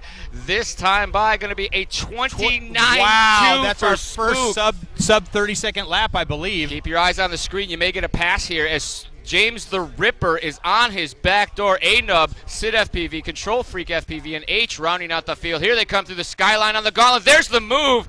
James the Ripper moves to the inside. You see him just ahead of our leader, Spook, now dropping down on the brakes as he almost touches the grass. Here he comes up to that little sky gate over the fishbowl, coming across this timeline. James the Ripper going to come across the low. Check that.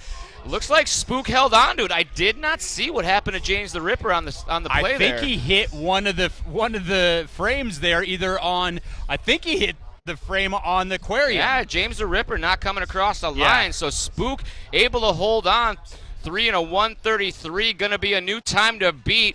Beating Provo's time by 5 seconds, it looks like. Yeah. A-Nub doing a 136. That's going to take away the top spot, so Top 2 pilots in that one, finishing 1 and 2 overall right now. So Spook and A-Nub, they will be your top 2 qualified pilots at this point in competition. This is the first round. You'll see, that might be James the Ripper right there. As you saw, one of the course marshals were taking his broken drone that crashed off the track. Something else that the DSA does, they save you the walk of shame. They have course marshals to pick up your broken drones and bring them back to you. In a lot of local competitions, what happens is when you crash, you got to go get it yourself, and it's typically after the race is over. And generally speaking, it's the farthest part away from where you're sitting. So it's a very long, shameful walk where you get to think about all of the things you wish you would have done better that run. And safety is the utmost concern here at the 2016 National Drone Racing Championships. We actually have members of the AMA here. We have members of the FAA. The FCC is on site, as well as the NYPD's Air Division. There's a temporary flight restriction that's been given over the airspace above Governor's Island, and typically this is a thoroughfare of helicopters and airplanes, and mainly helicopters going into the heliports here in Lower Manhattan. Thursday and Friday is a lot of helicopter tours, and as we got more equipment set up and more things were flying in the air, the copters kept getting closer and closer and closer to see what was happening. There's the Staten Island Ferry there in the background. Runs all day long. We really thought we were going to get rained out today, but it's been an awesome first day of qualifying here at the Drone Nationals. This presented by GoPro. We are on Governor's Island. We're just off the Manhattan area of New York. It's just off of Wall Street, I believe. We take a ferry every morning to the island and enjoy this beautiful facility. It's formerly a military base. There's a Navy dock that is no longer there, and so no longer is the military base, and they've turned this island into basically a park.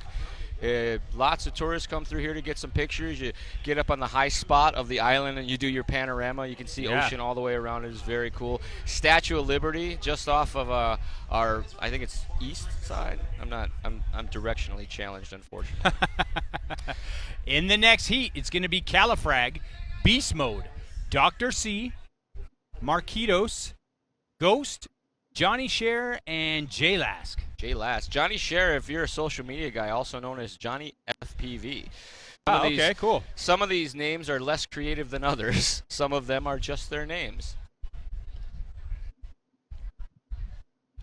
Moving their drones into position. So what that's called there that you see, that's their starting blocks. And where the pilots actually sit, that's called the pilot line. So the flight line is actually out there where the starting blocks are. On both sides of that, there's these 30-foot tall nets to keep the drones from actually going into any spectators or hitting a pilot.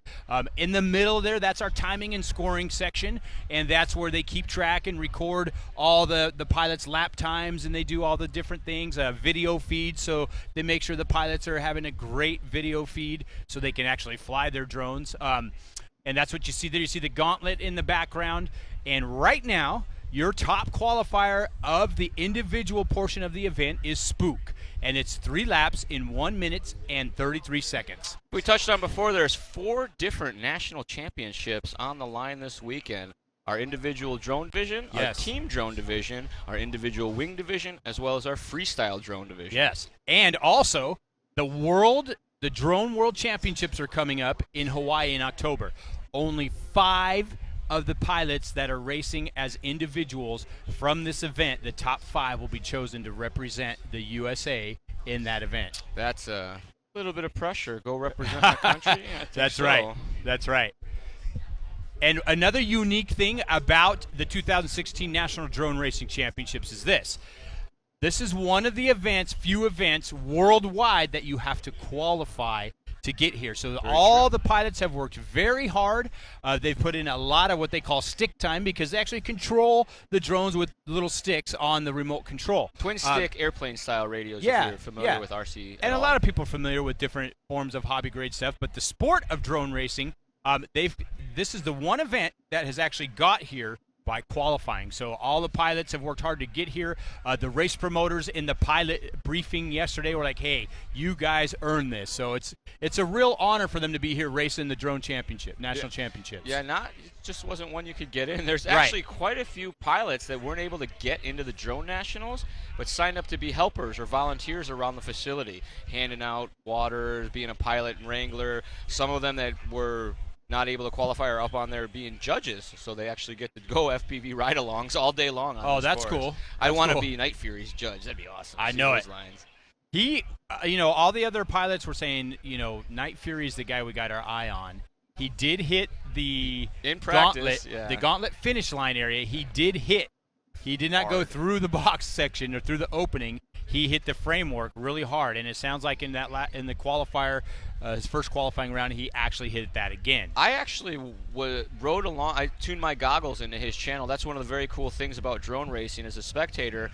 If lots of the facilities have goggles that you can wear, they have monitors so that you can watch it. But if you have your own goggles, you'll see them walking all over the paddock area with goggles around their necks, hanging from a rope, and they'll put them on, watch somebody race around. They'll know who's up, pop to their channel, and it's just like you're sitting next to them riding shotgun with a world champion pilot. It's fantastic. Yeah, and you have their view. That's exactly what they see. That's really, I enjoy that. We should recap. FPV stands for first-person view, in case you're just new to drone racing. And what that means is the drone has a camera on the nose of it, and you feel like you're sitting in the actual seat of the drone racing around the sky. It's a very, very intense, involved feeling. And a lot of people will tell you that flying FPV is easier than flying line of sight, what they call like a standard no-camera style of flying, because there's no orientation to worry about. It's like walking down the street. Well, more accurately, it's like running down the street at a very high rate of speed. Yeah. You just kind of turn your shoulders and away you go. So how wide? wide? How wide are the drones? They're about 8 inches wide. They vary in size. They call them out by numbers, and there's a diagonal measurement. It's like a big screen TV, and they do it in millimeters. They're as small as 120s, 110s, even 90s for the very small indoor stuff. Commonly at this event, to run a 5-inch prop, you're going to run between very, very lightweights trimmed down probably 185, 180 to about a 210, 220 range. Millimeters? Millimeters diagonal, yeah. So most of these pilots are probably running 5-inch props with a 200-ish millimeter frame. Here we go. Off that and was rolling. the starting tone for race number 10. We have 7 drones in this race. They'll get a lap in, and then we'll know who our leader is as the group works their way through the near side.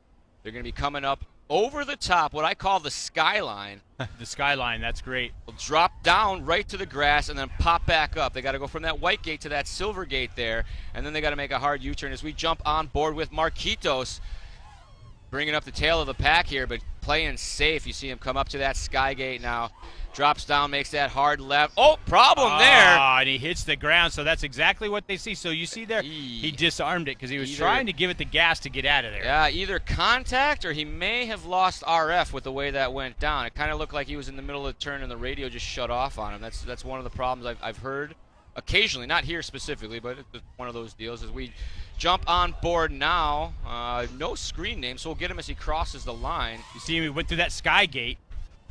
Elevated gate here. Here they come into the gauntlet over the fishbowl. Tank.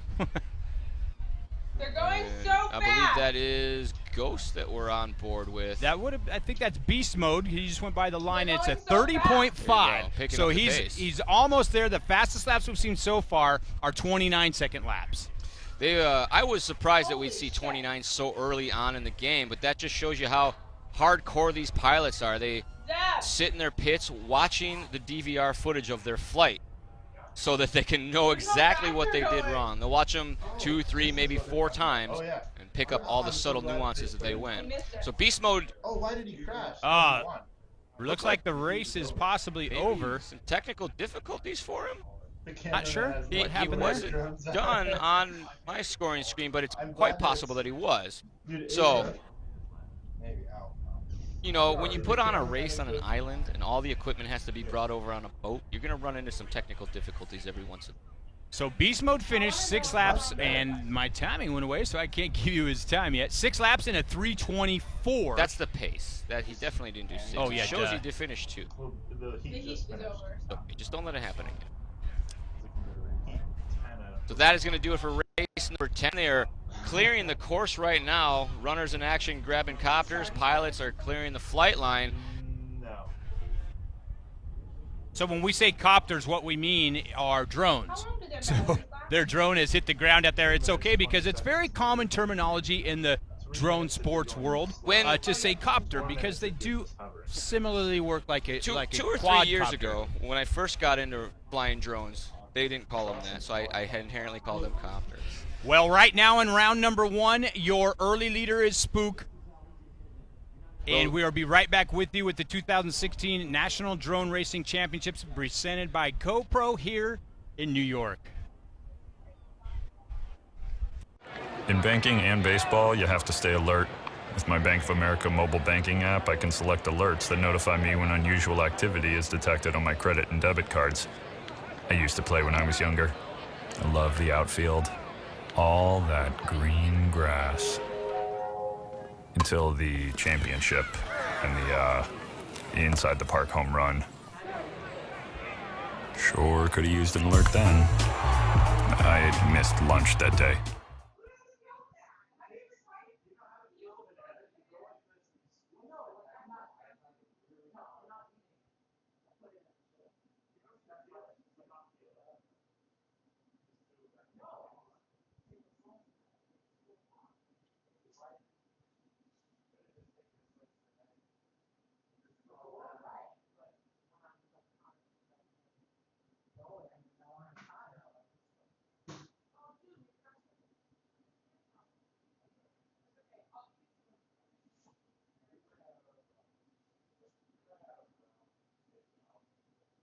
There's paper towels up there if you guys need. There's no more paper towels?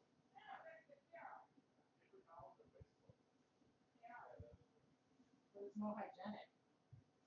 Not if you wash your hand towels regularly. You realize who I live with? I'll have to be the one to keep track of washing my hand towels. Everybody has to step up every now and then.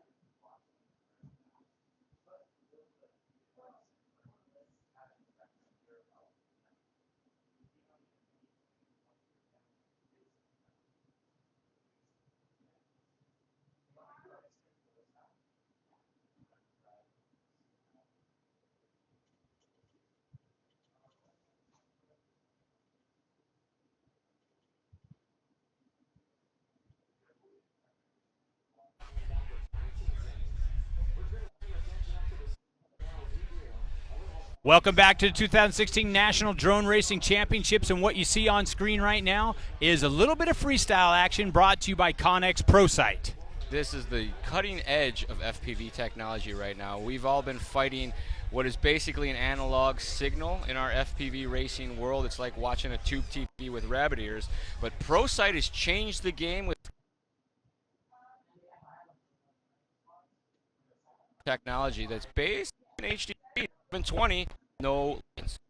And as you saw on some of the race footage earlier, there was a little bit of static and a little bit of stuff like that. The technology, even though drones are at the forefront of technology, when the sport of racing starts happening, the drones are going 80 miles an hour, and just the way it sends, like Charlie was saying, an analog signal, it's trying to keep up because the drones are so fast. And so ProSight they're the first guys with the HD feed, right? I know a little bit about how it works, and it's essentially two systems that combines two bad signals and makes a good one out of it. Gotcha. So they'll never have static in the same spot, so their system's actually able to take two bad videos, turn it into one good one, extremely fast, virtually no latency, but you'll get conflicting reports depending on who you talk to. They have settings for the quality.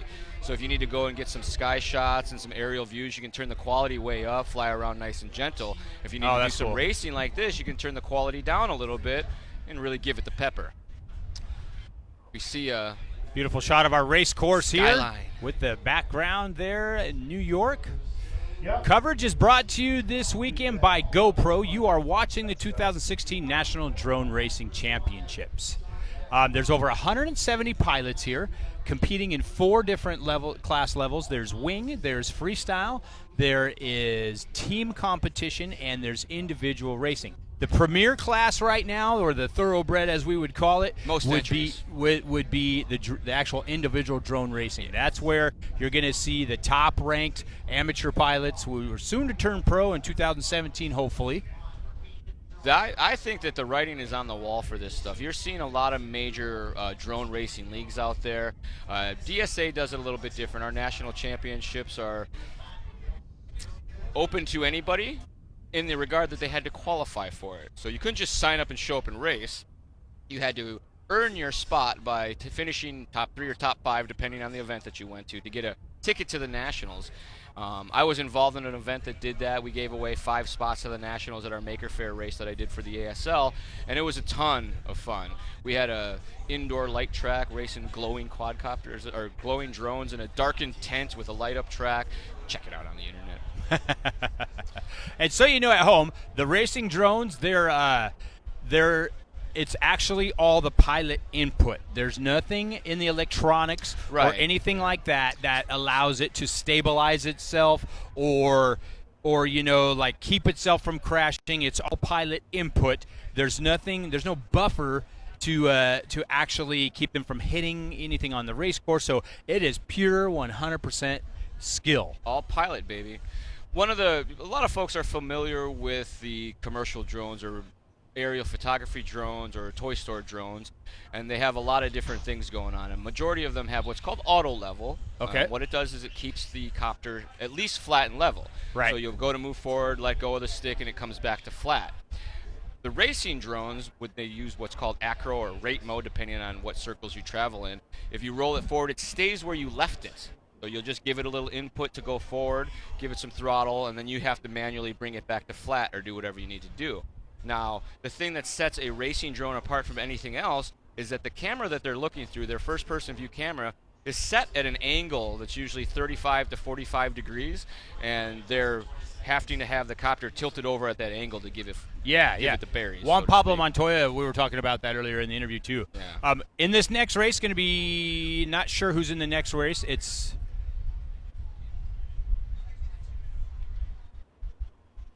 all right, folks, we're going to step away for just a moment, and we have some very special guests coming into the studio for you. You may have heard of these guys before. A little bit of Rotor Riot coming into the studio for you, and we have some downtime. We're going to let them get out here and have a chat with everybody. So, folks, don't move a muscle. We'll be back in just a moment with more coverage from the 2016 National Drone Racing Championships, brought to you by GoPro.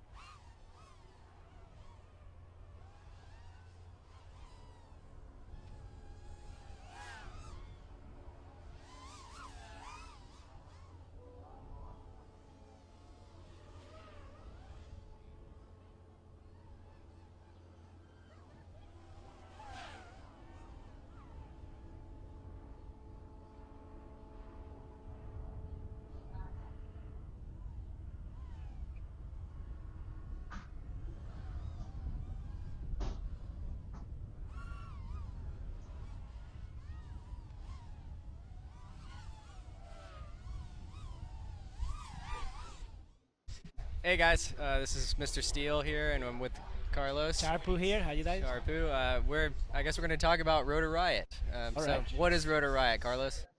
What is Rotor Riot, right? Yeah. Well, I think it's first of all like a group of friends, right? Yeah. I think we met a while back, and it felt like we all feel like we have a nice connection, and we all love doing this so much that it felt like it kind of worked out pretty nicely. And you guys have a vision, Chad have a vision to create this group, and just works. I mean, I guess give us a little bit of background. Like, how did you get into FPV? Like, I mean, we'll kind of lead up to the story, like how Rotor Riot started. I mean, Rotor Riot is a group of basically 4 pilots. For the people that don't know, we have Carlos Portales, Sharpoo. He's like one of the initiators, like the very first personality, one of the pilots that everybody aspired to be back in the day, which was about 2 years ago for the people that the timeline moves really quickly. And then there's Chad Nowak, which is Final Glide Os, and these are all YouTube names. Sharpoo, Final Glide Os. Final Glide Os, he won the first Drone Nationals, so they're at the 2016 Drone Nationals right now. 2015 Drone Nationals, actually, the USA Drone Nationals was won by an Australian, and he flew from Australia to win it. So it's kind of a weird thing, but yeah. And then we have Tommy, Tommy Tabahia. He's a Mountain Dew sponsored pilot. He's from LA. He is Oh My God online. And then myself, I'm Mr. Steele online. My name's Steele Davis. I'm from Atlanta, Georgia. And we're from all over the world, and we get together and we go places and kind of grow the hobby. But I do want to talk to you, like, since you're one of the initial pilots, that was kind of like an inspiration for, I know, myself and a lot of other people that are in this hobby now. Like, what got you into FPV, and what kind of started your whole saga of how you got where you are today? Well, I think actually is pretty similar that a lot of people started watching some of my videos, but everything starts, I feel, almost for everybody watching something. Yeah. Like, why did you start making videos though? Like, did you fly quads before you made videos? Yeah, I did. I used to fly. I used to build my own kind of like bigger 450 frames without any FPV gear on them, and it was just a lot of fun to just fly it around. I remember I used to do it a lot in front of my work. It had like a Where do you work? I work at DreamWorks, so I used to where we used to be before. It was a big open field in front of the place where we eat. Yeah. So I would just go there and fly for 20 minutes. So I started with that, and then slowly I started watching more and more videos online. And I think the first videos that I probably watched with racing drones, if you want to call it, or mini quads. Was it that France one? Yeah, one France race, and also Boris. Boris B Boris is B, one that okay.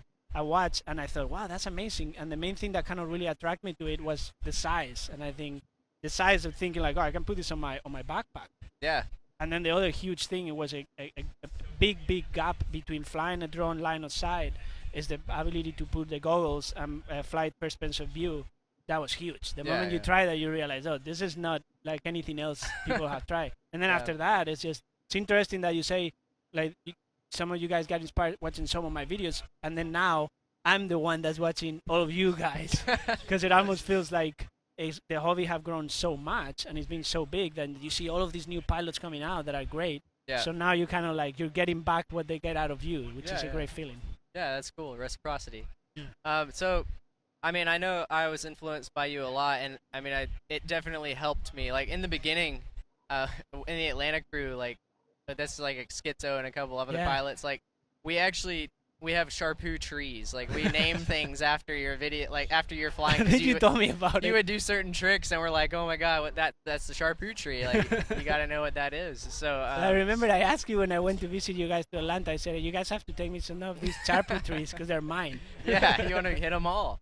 So, but yeah, I mean, we got inspired to do that. I mean, I met up with Chad. I actually met all of you guys for the first time at the Drone Nationals 2015. Yeah. So it was like a crazy thing to be able to come together with all these people and meet them for the first time at an event like this. And I don't think it was the intention. Like, everyone was just going to go. Yeah. But in reality, I think the biggest thing that came from Drone Nationals 2015 was the mesh of all the pilots meeting each other in person and actually realizing that the people they know online are not just some weird dude that they talk to, and it's actually a real person. Yeah. And it's a person they get along with. So, and that's kind of how Rotor Riot started. So essentially, we all met at Drone Nationals 2015. We kind of started talking. And then Scott Refslin, the guy that's running this right now for 2016 Drone Nationals, invited us to go scope out for the Worlds in Hawaii. We actually went to Hawaii, and we went to Lanai, the main island, Oahu, and then the large island. I think it's just called Hawaii. I know there's a name for it, but we were going to a lot of places around. Yeah, I know. We went there to scout out for Drone Worlds, which is in October of this year, and he took all of the most influential pilots that were online at the time, which was last year around July.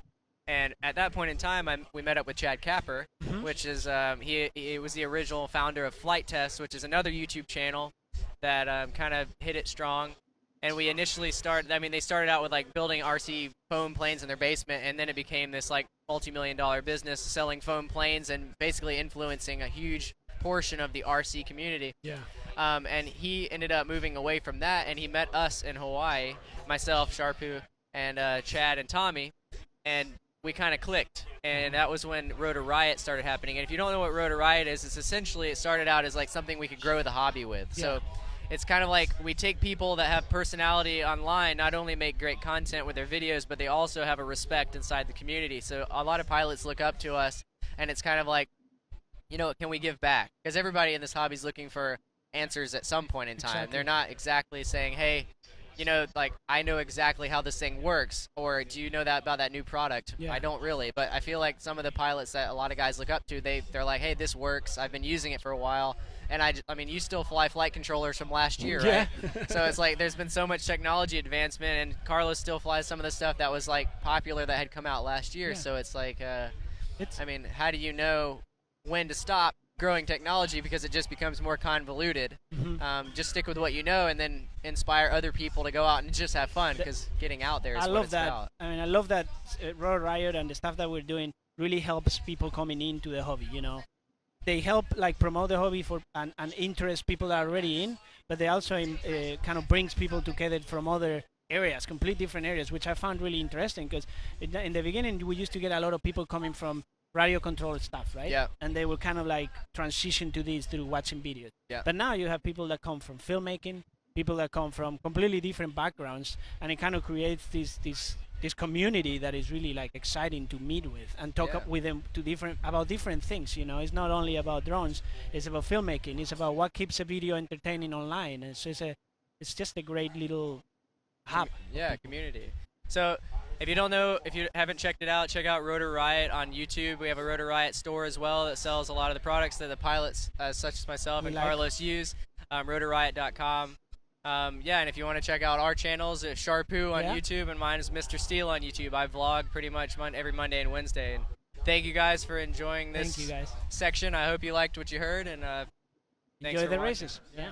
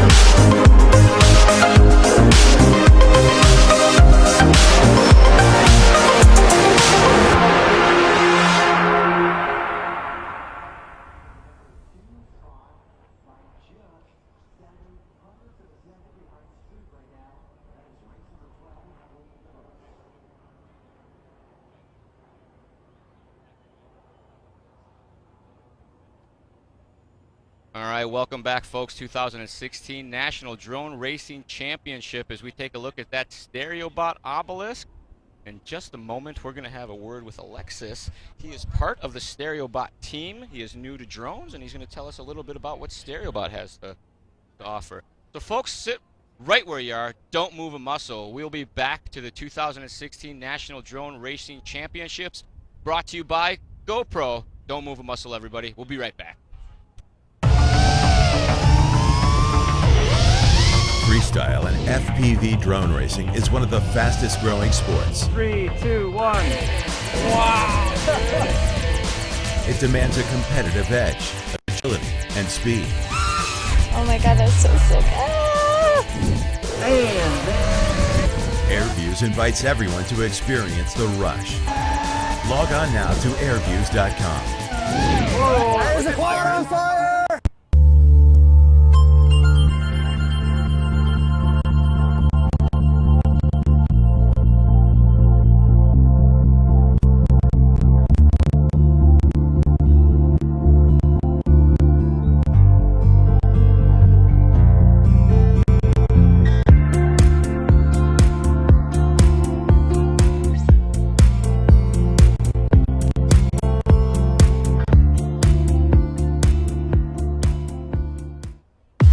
Ready to give FPV a try? Start with the Nano QX2 FPV drone from Horizon Hobby.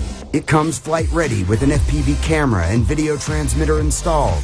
The safe stability system makes it so easy to fly, you'll have the hang of it in no time. Already into FPV? Horizon Hobby has all the gear you're looking for. It's all here and backed by outstanding customer service. See for yourself. Get to your hobby store or visit horizonhobby.com today.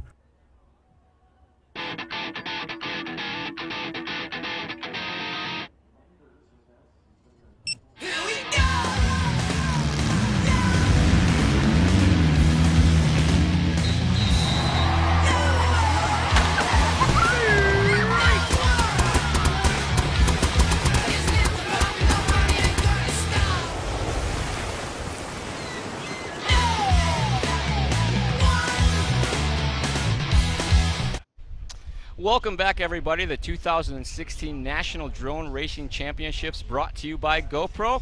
We are in studio with our special guest, Alexis from StereoBot. StereoBot is responsible for that beautiful device that you see right here behind us. Alexis, tell us a little bit about what StereoBot does, if you would. Hi Charlie, we're a design and building technology company based in Los Angeles, and we focus on activations and large music festivals. So we develop like event art and event infrastructure. It's that stuff that makes you stop and go, whoa, what's that? When we got here, the first thing that we saw was the what I call the obelisk, or the freestyle park, and it was mind-blowing. I actually got to fly my drone through that a little bit. Now, Alexis, you guys are here at the 2016 Drone Nationals. Do you drone at all? You know, in a way, we've been training all our lives to drone.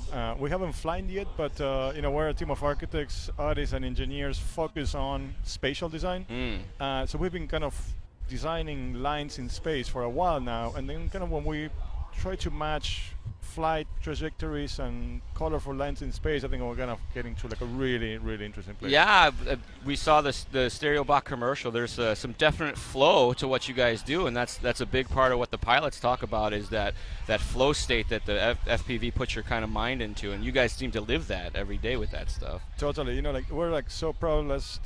Yesterday they started posting some of the images of the color queue online, and the pilots they start asking, what should we do with it? Well, I saw bank on it, you know, like do a double flip on it and so on. So it's just like, in a way, we actually want to trigger new maneuvers. Yeah. And just imagine kind of like new ways of flying around. I saw some pilots trying to flow with that move and come underneath. They had some freestyle practice yesterday, so the pilots were getting warmed up on that, all while trying not to take it out at the same time, of course. But very cool structure. What brought you to national championships? You got together with DSA? Yes, we started working with Brian Place. He's a really talented pilot and drone builder. Okay. He put us in touch with Nathan at Rotor Sports and IDRA, and we started kind of like thinking about kind of how to start shaping a new sport. So from the point of view of architecture and design, it's sort of like incredibly exciting. Just kind of really try to think about spectatorship, how do we actually broadcast this, and how do we create new imagery. So that really kind of caught us our attention, and kind of we put a full team to kind of develop new ideas, and we came up with like what we call the first piece or the first prototype to kind of activate the course itself. So you guys have some more plans for drone racing structures? Totally. I mean, like, you know, one of the things is like we're actually going to come with a stack of napkins to start sketching today, you know, like kind of really interact with the pilots and kind of like try to pick up some ideas, try to develop new challenges. And I think there's a wonderful rest of 2016 and an awesome 2017 coming up. I mean, I pilot a race style drone myself, and seeing your guys' work, it really makes the mind start to reel as a pilot. All the cool tracks that you guys could build for us, and not just for racing, but for freestyle competitions that use the racetrack. Or, for example, racing that requires freestyle while you race. That would be something, very cool with your guys' structures, because easy to distinguish on course because the shapes. Yeah. One of the things. I mean, we've been kind of following the history of the sport in a sense, and kind of we see there's a lot of like indoor focus, kind of where you can go into an existing arena and kind of activate that.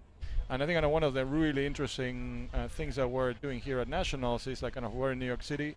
We have like an amazing landscape around us, and kind of be able to activate outside. Yeah. Kind of create a large, bold moves that really kind of make use of the environment around us. I think it's an awesome contrast to the kind of industrial engineered structures that are all around us, and then you see this beautiful piece of engineered art, that is, it went together pretty well. It looks like you guys have the system down. Now, I wasn't here while it got built. Does StereoBot actually build these on site, or is this something you guys farm out to union teams? No, we do. We're a turnkey solution. We develop a proprietary space frame building system that allows us to create pretty much any shape and scale of objects. So we've been perfection over the last 4 years. We've been kind of streamlining our system in such a way that we can show up in New York City and in a matter of 8 hours, put large scale structures together. Okay, awesome. Well, Alexis, thanks for taking some time out of the day, peeling yourself away from the racing action to have a word with us about StereoBot and all the awesomeness you guys have in store. We're going to jump back to the racing action in just a moment. 2016 National Drone Racing Championships. My name's Charlie Swanka. This is Alexis from StereoBot. We'll be back in just a minute, folks.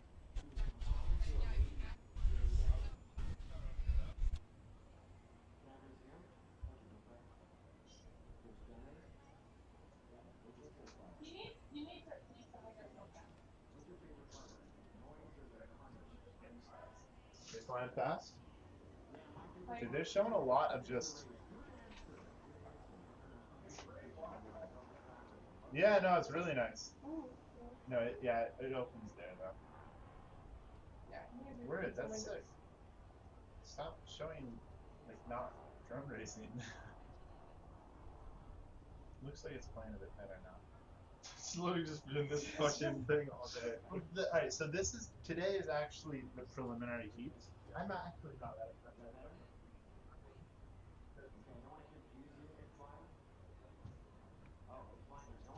You didn't really miss anything. Get it figured out today. Have it figured out for tomorrow.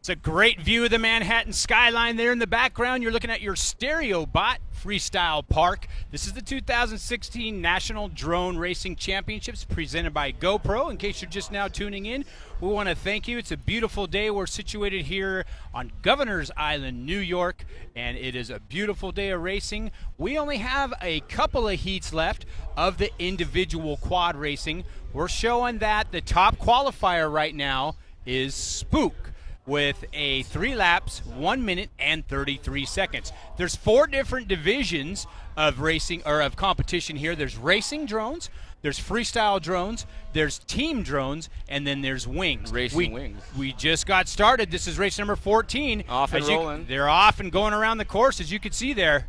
Harmonic, Beaupre, RS2K, Rich, the Flying Bear, McFly, and Jet. So this is the first of our rerun races. Some pilots had some technical difficulties during the early rounds, and they are able to get back out there as we are on board with... They go through the gauntlet, whoever it is, and that's the, what do you call it, the high line. The skyline is what I've been calling it. Skyline. They drop down to the ground. They're back up to the sky there, and you see chasing his competitor. And that'll, as a pilot, kind of take away from you. You'll focus on the copter in front of you and lose your lines, just like he did there. He missed his gate, and he had to turn around and go back through the gate. Otherwise, he gets disqualified. Can't miss the gates. Got to hit every one. They are all required. No bonuses involved at the end of the straightaway. Your leader is Jet. Jet is actually your 6th ranked pilot in the United States. It's Jordan Jet Temkin. He's from Fort Collins, Colorado, 25 years old. His last lap at 37.447. He's on lap number 2 now. He brought that lap time down by 3 seconds that time. A 31.851 for Jet. We were riding on board into the dirt there. You go down hard and you get the black screen. That usually means your camera's sitting very deep in the grass, and you're going to be taking the walk of shame sometime soon. Jet and Flying Bear on lap number 2, so they're on their final lap. These are 3-lap races for the individual drone race competition where you're watching Flying Bear. Also known as Ken Liu. He's one of the Bay Area pilots that I've flown with on occasion, coming around to complete lap number 3. Clean run for Liu. 3 in a 141 is a solid run. That is actually going to move these two pilots, Flying Bear and Jet, to our two. No, I take that back. Taking the win in that one was Jet. He was about 6 seconds away from your top qualifier's pace right now. The top qualifier is Spook, and we have one more rerun heat coming up right now. You are watching the 2016 National Drone Racing Championships presented by our friends at GoPro. And speaking of that, man, I have never seen more GoPro cameras. Spectators have GoPro cameras. All the families and people that are with the actual drone pilots have. Even I have a GoPro. Yeah, they're everywhere. It's awesome. I put it on my drone. I get epic footage, and I smash it into the ground, and it keeps bringing my footage back. That's no lie. If you guys talk to any of my pilot buddies, they'll tell you Charlie puts his copter in the deck all day long, and his GoPro always has the footage. So good for GoPro. I have not had to use my Best Buy warranty as of yet. So in just a minute here, we're going to have some more special guests for you. You guys may have heard of some of these folks. Freybot is his name. He is a European drone racing pilot and drone freestyle expert. He has a very well-followed blog. He knows the ins, outs, and upside downs of quadcoptering, drones, and more. And he will be with us in just a moment. But for now, we're in a holding pattern as they're queuing up the next group of pilots. They're bringing them up, setting them down. So this is the kind of staging area. You are going to watch a little clip and presentation of Behind the Goggles with one of our co-hosts, Kendall Mark. Phil Freibot, or just Freibot, brought us to the infamous abandoned go-kart track outside of Atlanta to talk past careers, future plans, and to crack a few jokes. Why are your shoelaces always untied? Oh, because I didn't pay attention in the kindergarten. It's really hard for me to tie them. You're blaming kindergarten on this? Who else? Me?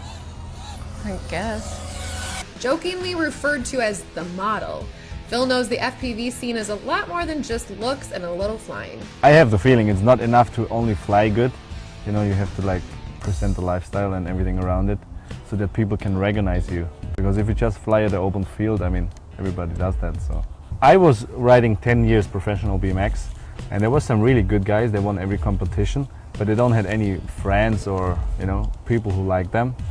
So I mean, they're still good from their talent-wise, but people are not feeling connected to them. Phil says that decade-long BMX career helps his flying. I'm glad that I did the BMX before, so because it makes my freestyle aspect of drone racing or drone flying much easier, because I always feel like I'm in a skate park, so I can use the obstacles and stuff.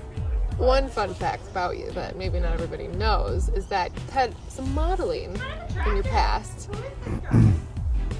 Yeah, I did modeling for 6 years or something. We traveled all around the world. I lived in Brazil and everywhere and did modeling there. So it was pretty cool. Pretty cool. I mean, maybe for outstanding people, it's like, oh my god, he was a model and stuff. But compared to FPV, it's pretty boring. Tell me about some of the guys in Atlanta. Like, who do you fly with? Probably they're unknown. I mean, nobody knows them really, but I like them. It's Schizo, Jonathan Davis, and Stinger Swarm, Kevin, and Mr. Steele.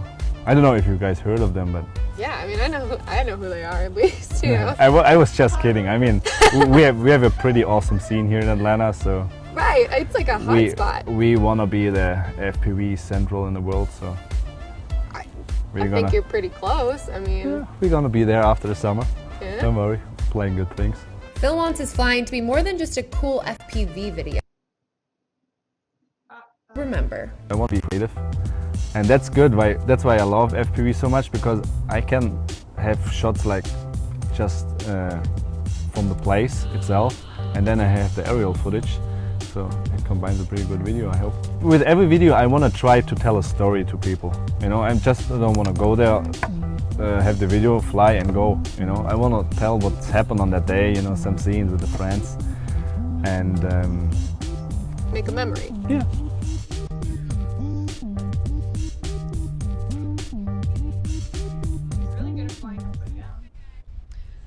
Well, welcome back to the show. I'm Kendall Mark. I'm sitting here with the Phil Freibot.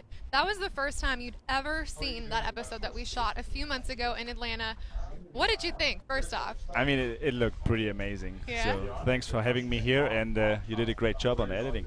Oh, thank you so much. Well, one thing that everybody at home just saw is that you are a former BMX rider. You've been to a ton of BMX events. You've been in the spotlight before. Compare that to what it's like here at Drone Nationals. It's really similar, but compared to BMXing, it's not that dangerous because if I crash, I don't broke my arm or something, so it's pretty cool. Right. Yeah. So the worst thing that will happen is that you break your quad, not your body. Yeah. Yeah. So well, and my mom likes that too because I always came home with like a bloody arm or something, and she's like, "Hey, what the hell did you do again?" So now I come home and have only broken props. So. Yeah, so it's Yeah, not cool. that big of a deal. Yeah. And you upload amazing content all the time to Airviews and to YouTube. Tell me a little bit about what you've been doing since we talked in Atlanta. You just uploaded a really amazing video that you and I were talking about off air. Can you tell everybody at home what it was all about? Yeah, I just came back from a trip to Italy, and I had my girlfriend there and with her sister. So they asked me, "Hey, I know you fly drones. Can we do a cool video on the beach, like early in the morning?" I said, "Yeah, sure, why not?" And then we got some clips, and I edited it together, and like somehow it blew off. So they've been really happy to get a video like this. Yeah, it's pretty amazing. And what was the name of it? It's on Airviews. What is the video called again? I can't remember. It calls Black Panda and a White Tiger. Black Panda and a White Tiger. That was it, which is a very interesting name in itself. Yeah, because you have to like think about they had like two different outfits, like similar outfits, but one black and one white. So. Okay, I get it. Yeah. Now that you've seen the course, now that people have flown it, now that you've been here for a few days, got any fun tricks you'll be doing in the freestyle event? I mean, anything that you haven't done before? Little insider information you can give everybody at home? Yeah, we flew yesterday a little bit in freestyle practice, and it's super cool because you have that round circle behind us, and we try to like loop inside there. But I think you need a little bit more practice to have like an amazing show, but we're gonna see later how it goes. Yeah, we'll see how it goes. And you're from Atlanta. It's a big hotbed for FPV freestyle pilots specifically. Tell me a little bit about your crew, because I love you guys. You're amazing. You do awesome work. You fly all over the place. How did you guys meet?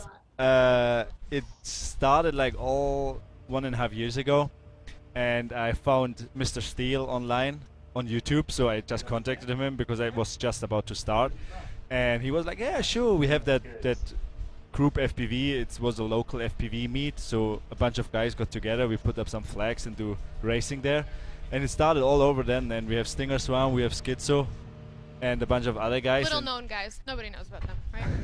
I think some know them. Some of them. And yeah, since then we have that Atlanta crew, and like it looks like for me it's like the center of FPV freestyle in the world. So because the city is pretty good, you have like tall buildings and office parks and whatever. Right. So A lot of abandoned areas that you can kind of get in and out yeah, of. so the content is really interesting and changing all the time.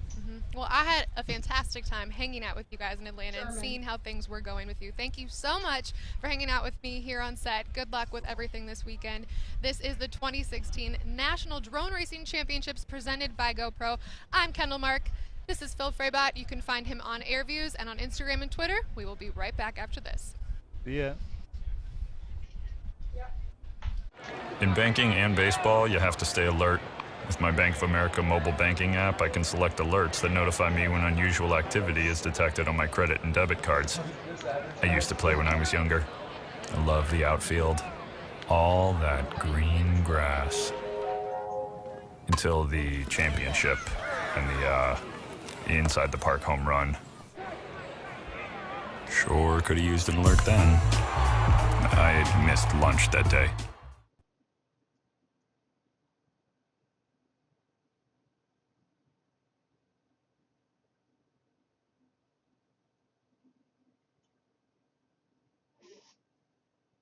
So your other roommate is working now? Yeah. And he has a weird schedule. He has off.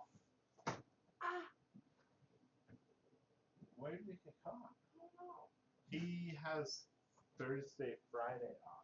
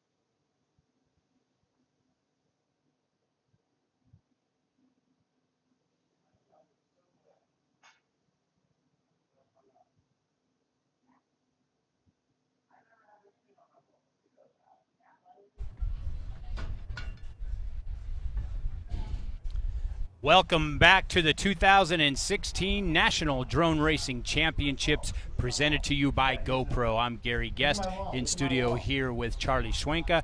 We are in the middle of the first round of qualifying here. Right now, your top pilot, the fastest pilot on the course is Spook at 3 laps, 1 minute and 33 seconds.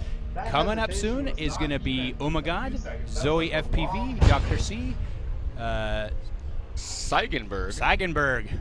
No Diva and Race Day Quads. So, race, I believe, 14, 15, and 16 are re-races. These are all pilots that had technical difficulties, so now the pressure is really on. If they don't get it together now, their first round could be out the window. So, moments from the start here. I hear the final countdown going. You see props spinning, fingers on the thumbs, and these pilots are about to shred some sky. Horn goes off, drones in the air. We jump on board. Ooh, that might have meant it went into the deck when it goes snowy to black like that. That's never a good sign. The time they're shooting for is 3 laps in 1 minute and 33 seconds. The fastest times we've seen on the course so far is about 29-second lap time. We get on board with Seigenberg, works his way into the dirt, it looks like, on that one. Maybe trying to get that U-turn. He didn't drop down quick enough, so instead of panic drop, he went to yaw back around or use his rudder control to turn back around and lose some altitude, but maybe he got it wrong. Go right through the gauntlet, right above the fish tank. You see some kids in there waving. That's an awesome spot on the track right there. Dr. C in the house. That's the finish line. So the lower section of the gauntlet, right past the aquarium or the fish tank, that's the actual finish line. So this is the live feed directly from the drone that the pilot sees. So you're riding along shotgun with Dr. C as he works his way through the near side as he makes run number 2 through the gauntlet. This side will be the skyline. He's up top. Going to power 80 miles through this an hour. section, yeah. Going to drop down now. He has to make that hard 90 to the right, drop down at the same time. You see him get it a little bit wrong there. Climbs back up to the rectangle that's about 30 feet in the air around a pair of trees and some flags through the low gate. Has to climb back up halfway, line it up here over the fish tank, down through the gauntlet one more time, completing lap number 2. We've seen a few guys hit the gauntlet earlier in some of the earlier qualifying heats. Right now your leader, Race Day Quad, second spot, Dr. C. Third spot going to be Zoe FPV from Santa Cruz, another one of the NorCal homies that I've flown with before.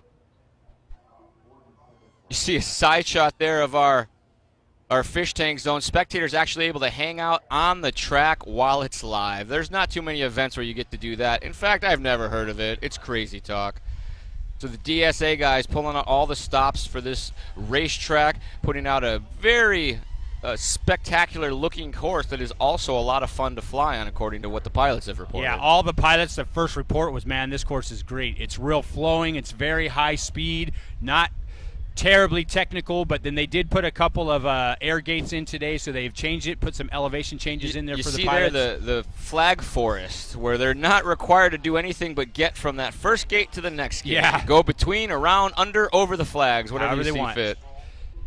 Looks like the winner in this one's going to be Dr. C with 3 laps, 2 minutes, and 9 seconds. That's way off. That's about 40 seconds off the top qualifying time of Spook. Zoe FPV comes in second, 3 laps, 3:23 with the 5. I believe that was Zoe we were riding with. I recognize her 3D props. Zoe is a pioneer in the 3D drones. She can reverse motors mid-air for crazy maneuvers that nobody else is able to do right now. Yeah, it's a feature that's been available in the drones for a long time, but Zoe utilizing it and so she could be going forward, reverse the motor in midair. Yeah. Wow, that's mostly great. for freestyle. You don't need it for racing at all. But I think to keep her flow, she runs the same props on her freestyle quad as she does, or drone as she does on her race drone. Gotcha. So with the racing drone, freestyle drone, you're going to run what, like a 4-blade or a 3-blade prop to have a little more control? Some of them run a very similar race setup. It's just a little bit heavier copter, so because it has a GoPro on it. Basically, if you're a freestyle pilot, you always fly with a GoPro on. That's just the rules. You have to have HD footage. Nobody wants to watch the live FPV footage. That's about to change, though. Connex is on site with their pro site, and they are bringing live HD feeds through the goggles that you can record in your goggle DVR and play that back in stunning quality, something that was unheard of just a couple months ago, and certainly a couple years ago. We thought that stuff was way, way, way off in the distance. So we're here in Governor's Island for the 2016 National Drone Racing Championships. My name is Charlie Sawanka. This is my co-host Gary Guest, and we are ecstatic to be here to bring you this footage. We'll be here all day long today, all day long tomorrow, nonstop action here at the Nationals. What you see right behind us is actually the StereoBot Freestyle Park. It was made by StereoBot. We don't have an official name for the shape of it, but how the freestyle is there an official name? It's the Curly Q. It is. Nice. So that's the Curly Q. I'll go with that.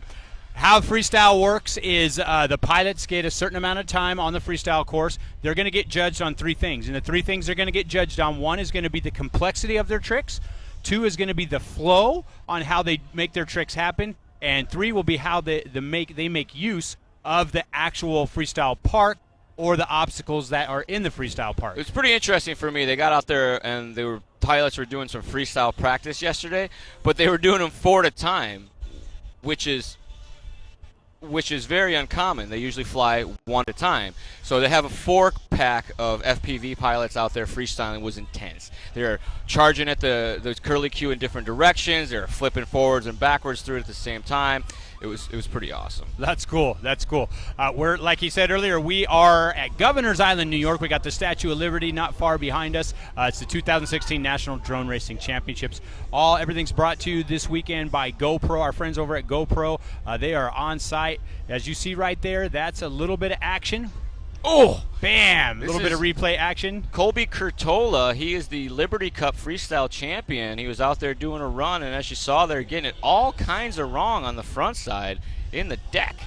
So some of the pilots, they just raced the Liberty Cup, which was in New York last weekend. It was a last chance qualifier. Last chance qualifier for this event, and so they were just trying to get qualified for this event. So they've been in New York. They're just going on their second week. Yeah. A bunch of pilots from my area actually flew out here to try to make it in. The format was a little tough. They essentially got 2 runs to lay it down and put in fast times, and the top guys got pulled out of that. I think they took in 3 more pilots from the Liberty Cup, so it was very cool. Nice. Give these guys a reason to do a staycation while they race around. A lot of the local pilots showed up, so they wanted a shot at this.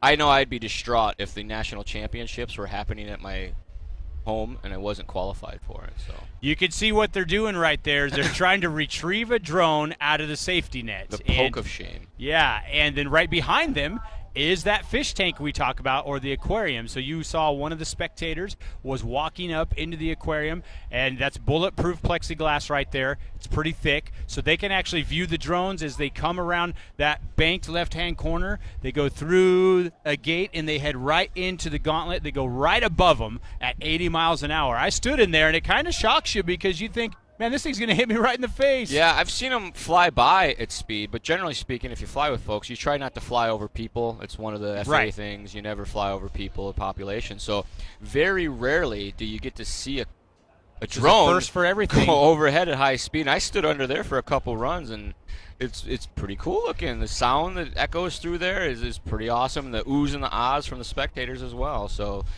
very unique feature here. The DSA, like we've mentioned before, this is a spectacular, not just track, but facility. Pulling out all the stops for the 2016 National Drone Racing Championships. And we will be here all weekend long, bringing you 4 different champions this weekend. We have individual drone, team drone, freestyle drone, as well as flying wing. Little information for you on the wing. It's a 40-inch flying wing, no rudders, aileron only, and they have a power limitation of 8 to 850 watts, I believe is what I was told. They'll be running a slightly altered course from what the drones are doing, but there's no lack of excitement from that. The wings maneuver a little bit different. They have no rudder, so they can't do some of the moves that the drones can do for some of the gates and the tight twisty stuff. So they have a almost fully overhead course, and what I really like about it is they use one of the trees down in the park as part of their obstacles to turn around. So very, very cool. The sound out of the wings is a little bit different. I'm a big fan of drones, so you can't get me thinking that anything sounds better than a drone. So to listen to those guys rip around is also very cool. So I'm a newbie to the drone racing sport, and I like the sound of both of them. A little bit of background on the wings. They've been around for quite a few years. They got their start. They used to call them combat wings, and you flew them by line of sight, which means you flew them on how you looked around and you were using your transmitter to actually fly them. So now they have a little camera mounted on the front, and that's called your FPV view, and they've got a resurgence, and I think there's 21 different wing pilots 22. Here battling out for the national championships. The wings are actually a little bit faster than the drones. The wings go about 120 miles per hour top speed. Guy said 90, 100 easy for us. I was like, they're louder, and they sound cool when they come by. They do. And they get to do 6 laps because it's a little shorter. And I was talking to one of them. They run a very large battery pack, almost 3 times the size of the battery pack that we use in the drones for the weight to get the machine balanced correctly. So these guys barely use any of the charge, and they're back up in the air a few minutes later after the recharge. Very interesting. And, the battery packs really come into play here because they're really full speed most of the time. So they're getting a lot of draw. And, one of the terminologies you'll hear us say over the weekend is their battery dumped. And what's that mean? It dumped off. It just gave you everything I had, and it's all done. Ran out of juice, so to speak. Yeah. Or some of the FPV pilots. FPV, in case you're wondering, stands for first person view. That's what those initials are. We forget to mention that sometimes. We speak in code, us RC folks, and that's one of the shortcomings of a lot of this stuff. It's hard to understand exactly what's happening. So here we are with our first freestyle competition. Action on course. Something extremely hard for the cameraman to follow is a freestyle pilot, because sometimes it seems like they don't even know where they're going. That's true. There's no set course or destination. And this pilot has chosen some Frank Sinatra, New York, New York music to go shred sky at. Pilot working through the stereo bot obstacle in the middle, doing a yaw whip cartwheel as he looks down, looks up, looks sideways. Triple flipper down to the center, comes up and around. Slow roll there, waiting on the tempo. A little upside down hang time. Working his way around the flag, showing the maneuverability and precision. Risking it as this is Steele Davis on course, shredding skies. We jump on board with him.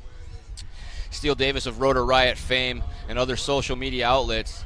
And that's the view he has in his goggles. So what you see is what he sees. It's amazing that they can even keep track of what's going on.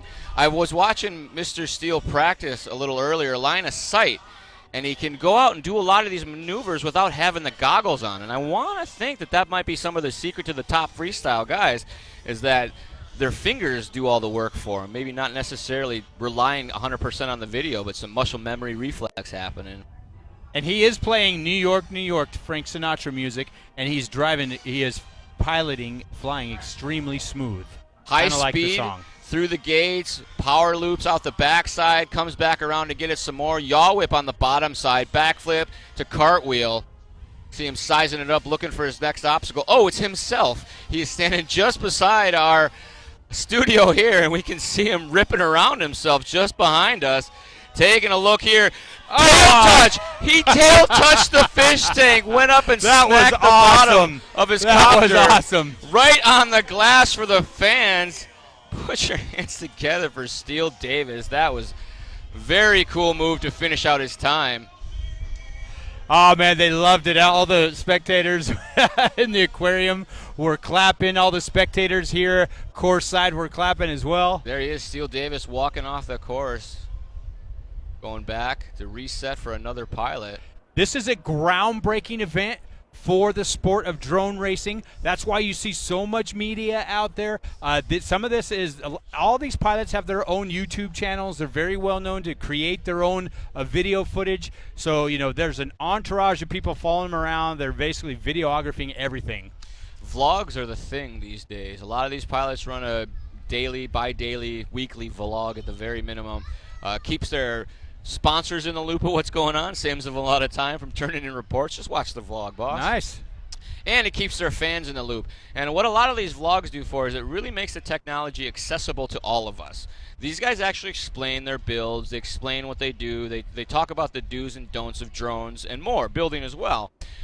Trying to grow the community. That's actually pioneering it in itself as far as the remote control industry goes. So that's great. A lot of this stuff, you guys, as an off-the-street person, you think they're out here for the free stuff, the paychecks and all of that, but really what a lot of these pilots are trying to do is grow this sport into something bigger than just a bunch of us flying our drones together. Obviously, 2016 National Drone Racing Championships is a huge step forward. We have this whole island to ourselves to race on. It's been fantastic. And no one's receiving a paycheck unless they win the event. I heard there is some prize money involved, but everyone is an amateur at this point. If you don't know, the FAA, the Federal Aircraft Administration, is that right? Anyway.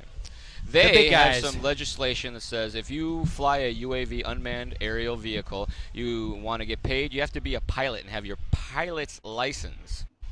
And one of the downfalls of that is, well, a pilot's license probably costs 10 times more than our drone does. So most of us really don't want to go that far to maybe make a check. But soon enough, FAA will be lifting that specifically for the racing arenas so that we can race and get paid.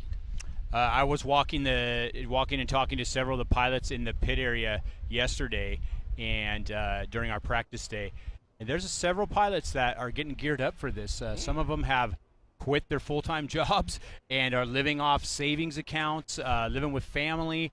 Some of them have some investments. Other ones, hey, I'm an engineer, but I do that full-time and I do this full-time. It's very interesting, the sport of drone racing, where it's headed. I have to agree. If you looked at it 2 or 3 years ago, it was a kludge of parts. There was not a lot of standardization, and that's starting to change now.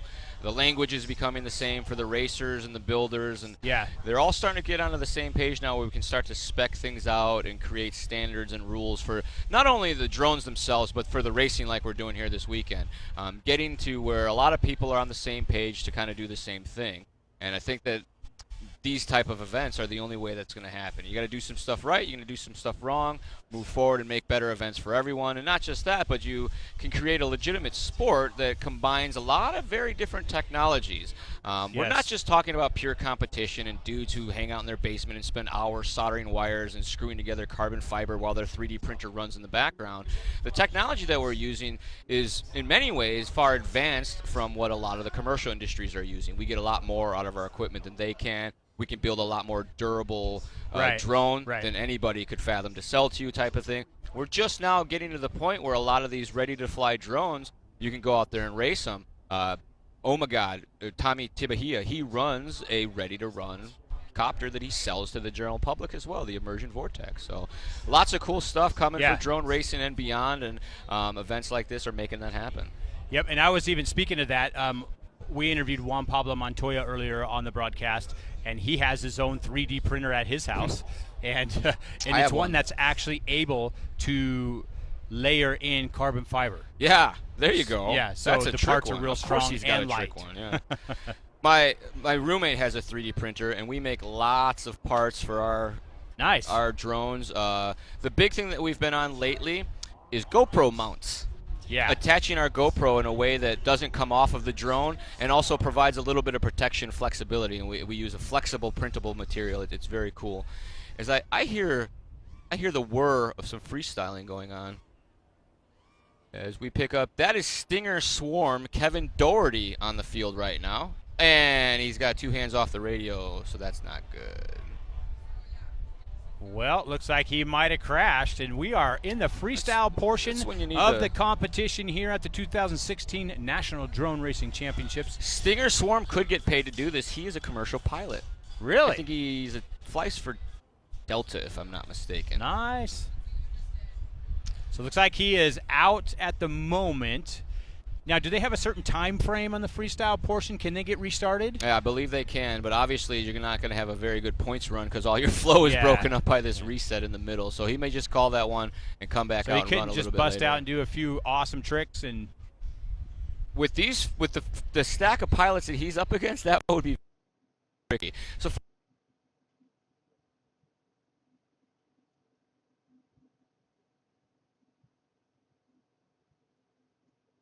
In banking and baseball, you have to stay alert. With my Bank of America mobile banking app, I can select alerts that notify me when unusual activity is detected on my credit and debit cards. I used to play when I was younger. I love the outfield. All that green grass. Until the championship and the inside the park home run. Sure could have used an alert then. I had missed lunch that day.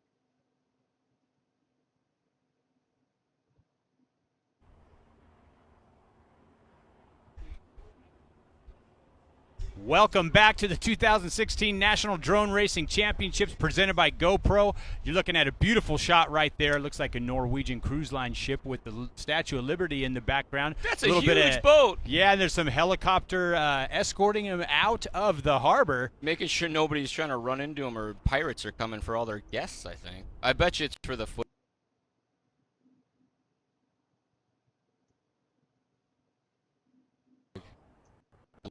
Beautiful skyline, and even better than that to you fans at home is that awesome DSA drone racing course in the foreground. It's a spectacular course. We are in our freestyle portion right now, which takes place in the Stereo Bot Freestyle Park with the, what did you guys call it, the squiggly? Curly Q. The Curly Q. Actually, I believe we are back to a re-race right now. They had some technical difficulties for race number 16, so this is a whole fresh set of pilots back on the track. I see Rich Califrag, J-Lass, the Kraken, Umagod, Seigenberg, and No Diva.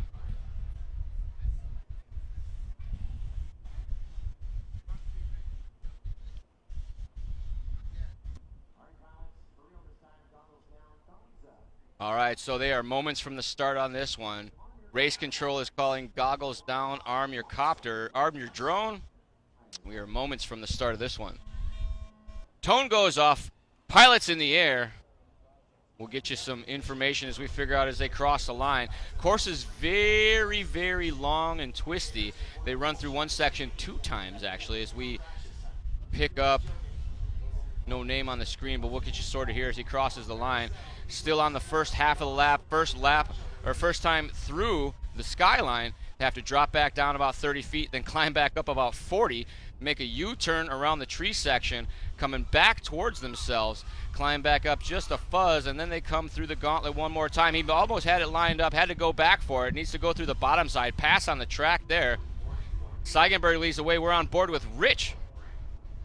So when he had to turn around and go back through that gate, Seigenberg went right by him. Their first lap was a 40.4 and a 41.3 was the lap for Rich. The fast laps of the top qualifiers are right at that 30-second or 29-second mark at the moment. Not a lot of 29s yet, but there have been a handful of them. Rich doing a good job. You see him getting a little bit of break up there, just fighting through it, relying on that muscle memory.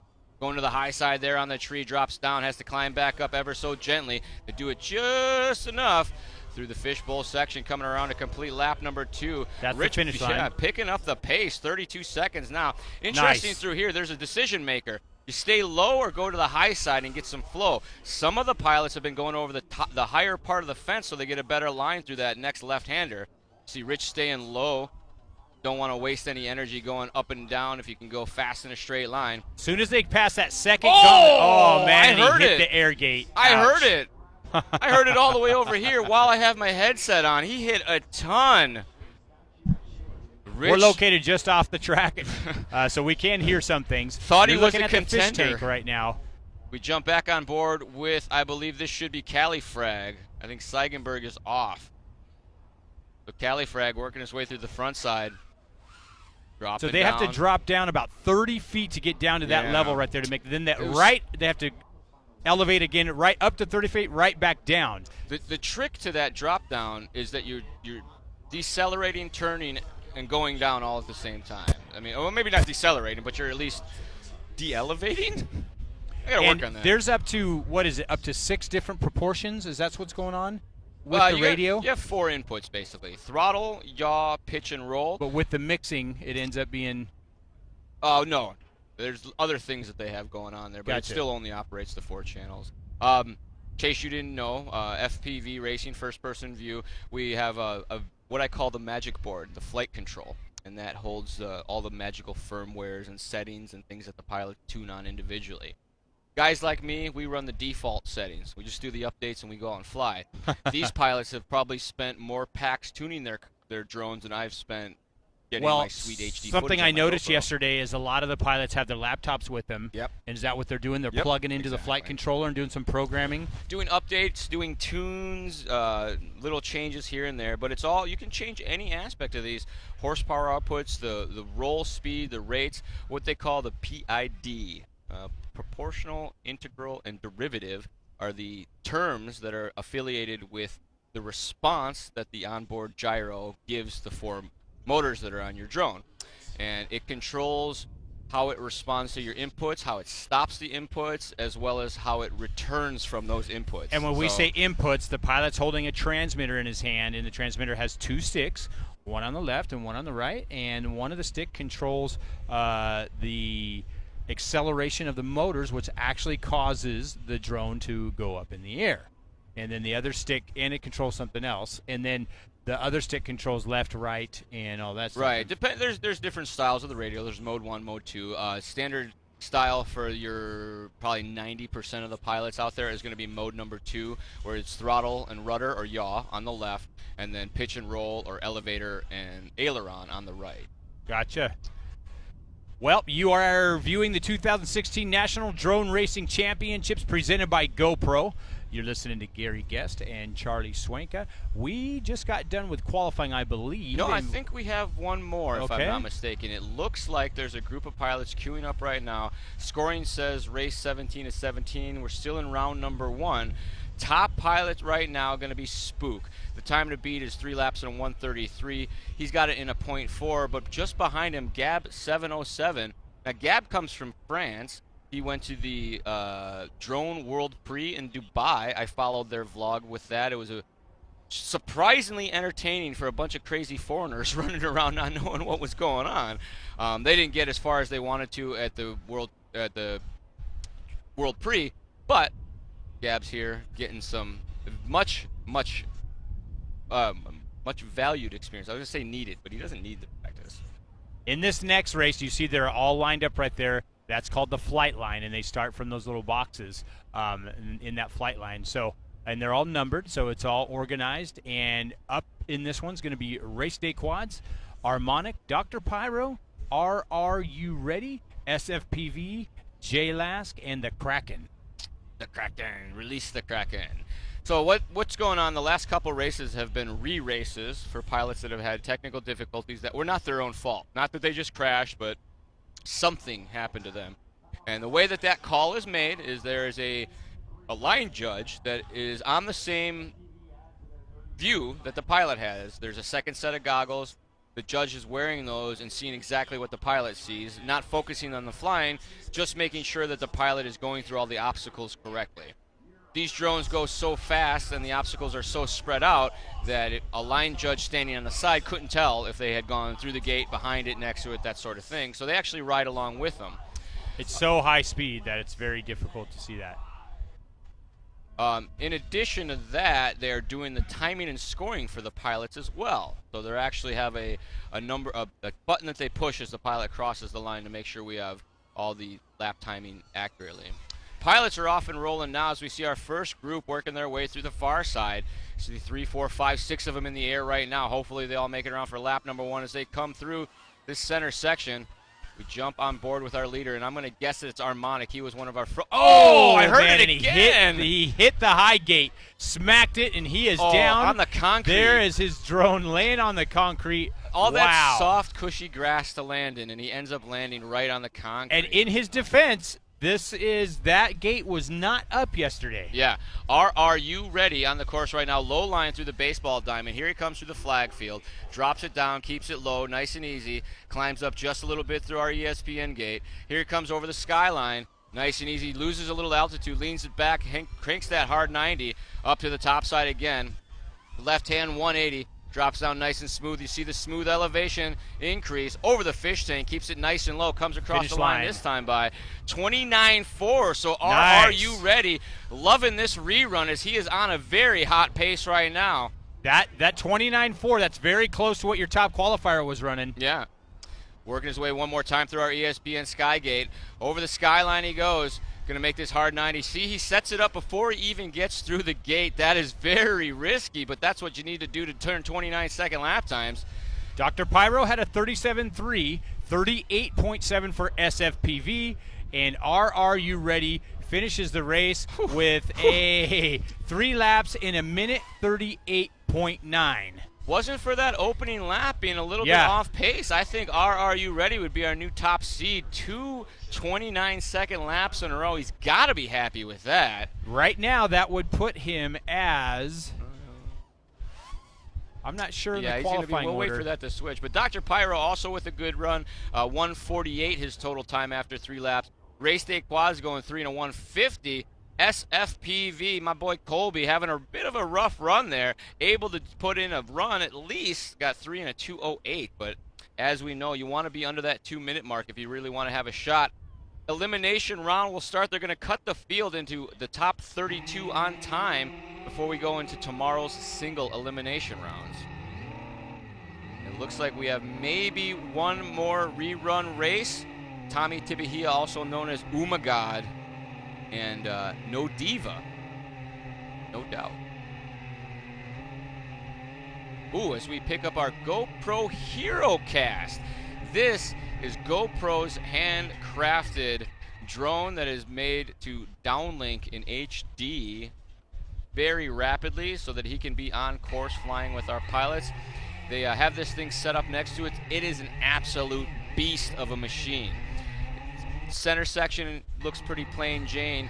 It's got carbon fiber tubes and motors that are just smaller than my fist.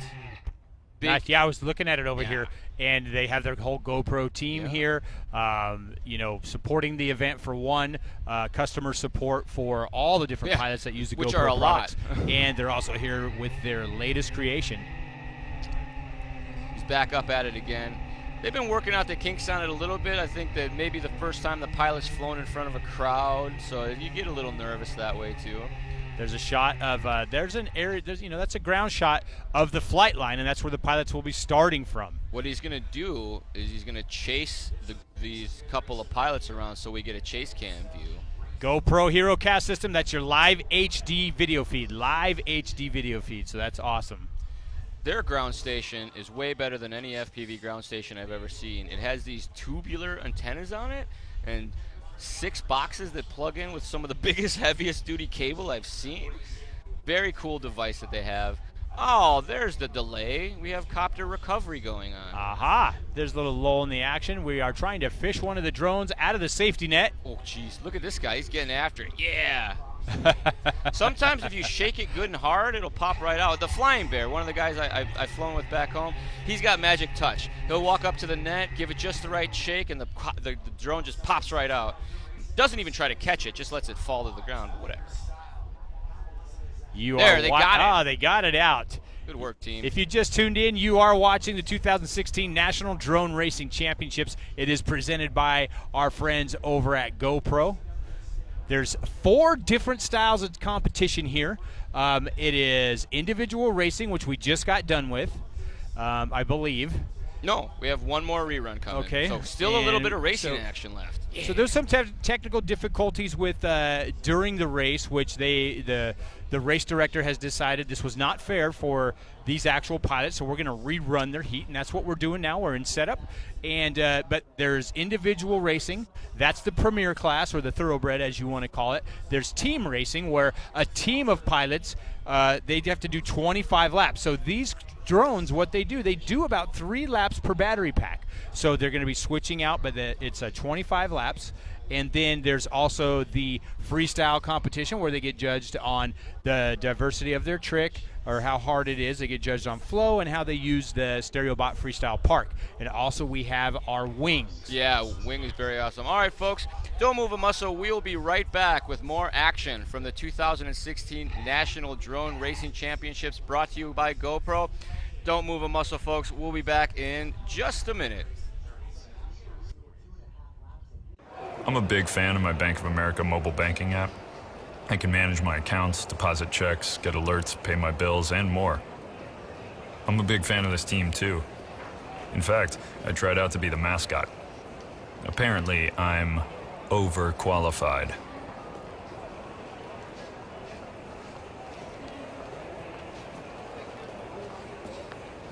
I do not have an overbite.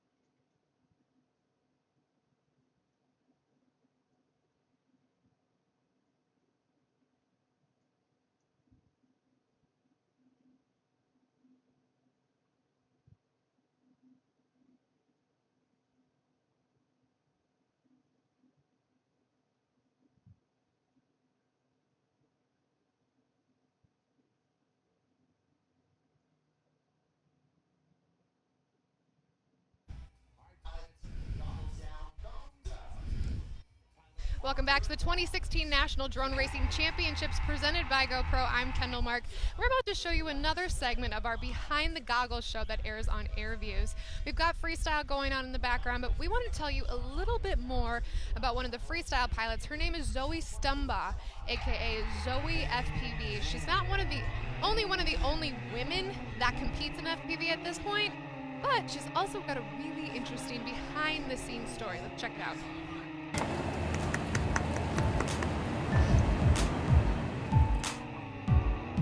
Zoe Stumba, aka Zoe FPV, took us out to the Santa Cruz Beach Boardwalk. The queen of three-dimensional flying showed us the inverted moves that have made her famous. This is actually, I think, rated the #1 seaside amusement park in the world, so it's pretty prestigious. Yeah.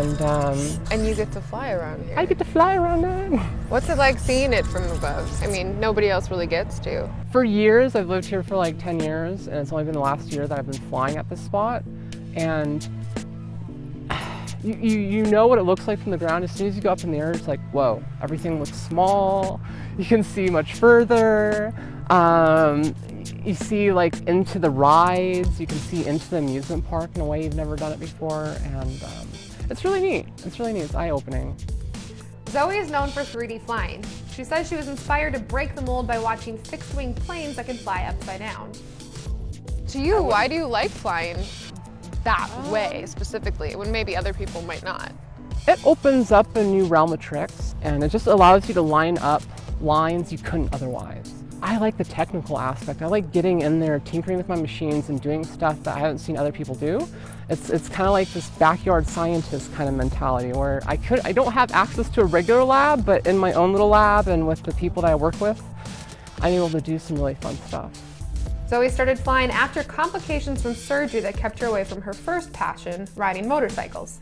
She still deals with chronic pain and depression from the incident that took place almost 3 years ago. But she says flying has been her release. For me, this is therapy, being able to walk down from my house, which is physical therapy for me, which I need. Be able to sit on the beach, which is nice, and then not having a lot of people around and fly my quadcopter. It's this very spiritual experience for me. It's a nice release, especially for an adrenaline junkie, because not a lot of people want to go on a motorcycle. No, and I think maybe that's what I was primed for. Like my brain was missing that high of adrenaline of being able to just go and focus, and it's not quite the same with FPV. It takes the danger element out, but if you're prone to riding and stuff, you have that flow state, so it starts kicking these chemicals in your brain and you start clicking with it, and it just becomes this adrenaline-packed experience. What's flow state? Flow state with the pilot, you forget that you're sitting on a bench. You are inside your quadcopter flying through the environment you're in, and everything else melts away. You're not worried about like the bills, you're not worried about pain, you're not worried about, you know, what you have to do in an hour. You're focused on right in front of you, what your eyeballs are taking in. It's an out-of-body experience that you control, and it's completely safe. And that's what I've needed. Pretty cool gal with pretty cool story, you know. One thing Zoe told me off camera, and you may have heard her say she's queen of three-dimensional flying. Now, being a three-dimensional flyer means that you have to mess with your quad just a little bit to get that inverted movement. That means instead of flying straight ahead, pilots can fly upside down the same exact way they would if they were just flying forward. She told me when she got here that if any of the pilots left their quads just laying around, she was gonna fix them and make them three-dimensional capable. So hopefully none of the pilots around here left them around and get a little bit confused once they get out for their freestyle run. But you will be seeing a lot more of Zoe FPV. We've got more action, live races, and freestyle coming up for you at the 2016 National Drone Racing Championships presented by GoPro right here on ESPN 3.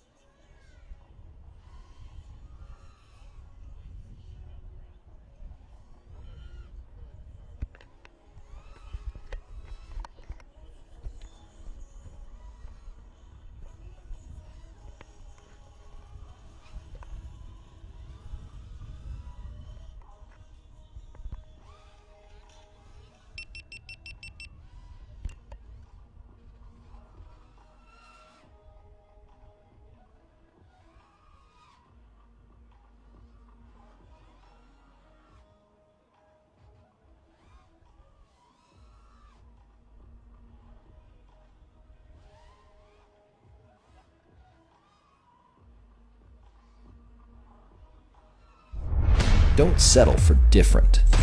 Be disruptive. Be a little bit Jekyll and a little bit Hyde. Lend attention to detail with an attitude. Be both beauty and the beast.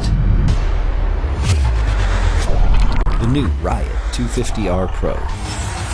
Get yours at thrust-uav.com.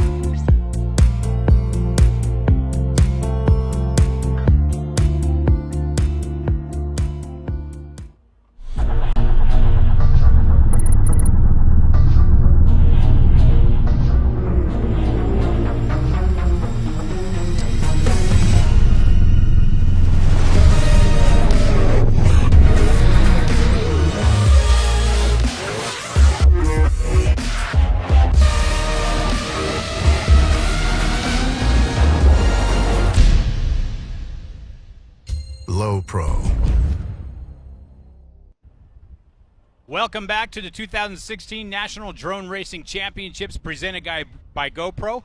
I'm Gary Guess, and this is Charlie Schwenka. We're at day number 1. It's qualifying day here. Tomorrow will be the eliminations. There's 170 pilots battling it out for the national championships here in Governor's Island, New York. 4 different divisions are on the line. We have individual drone, team drone, wing, and freestyle drone. What is on the track this afternoon has been our individual drone racing so far. Right. We are through 1 complete round of qualifications. A couple pilots had a few technical difficulties, so they got some rerun races.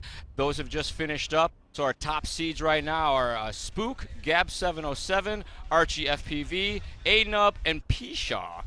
If you haven't heard of them, check the internet. I'm sure you'll hear of them very, very soon. Top pilots here after the first round of qualifications will be taking the top 32 pilots out of our field of 75 in the individual class. They'll be moving on to tomorrow's single eliminations where the pressure is really on. One mistake, 1 crash, and you're out. Some of the top pilots today that were, everyone thought, hey, those guys are going to be the ones to beat. They're not doing so hot right now, so the competition's a little bit flipped. One thing that will happen from this race, 5 pilots will be going to the World Championships in October. So this is a very important race here. Everything put together by the DSA. Drone racing, very cool. National championships here, Governor's Island in New York. Sights to see while we're off duty. It's been fantastic. Yeah, it's great. Drone Worlds are going to be in Hawaii, the big island. Where they filmed Jurassic Park, so that's going to be another awesome adventure. I've seen some footage of that. The DSA guys go out scouting zones. Yeah. I call it fake vacations. Yeah. They're like, we're going to go find a spot to fly. And they've been getting some very, very epic adventures posted on their YouTube channel as well. So we've been following along with that. I'm very much looking forward to the World Championships as well. It should be a good time. But before we get to that, we have a national championship to decide. And on the track right now, we do have our first race of the second round of qualifications going on behind us. I hear some quads ripping through the sky, so they may be getting some warm-ups done. Maybe not racing just yet. We'll get some more on that in just a little bit. Usually when the music's pumping in the B section, they're not really racing. So somebody out there just getting some flow going. I think they're getting ready to possibly do some more freestyle, if that's possible. I don't know. Yeah, but we will be bringing that all to you and much, much more right here from Governor's Island. We have city skylines in the background, water all around, drones in the sky. Yeah. It's been a fantastic day of coverage so far. And what we have for you guys is a little special segment. You may have heard of these guys, the Rotor Riot. We have one of their behind-the-scenes videos coming up for you in just a minute here.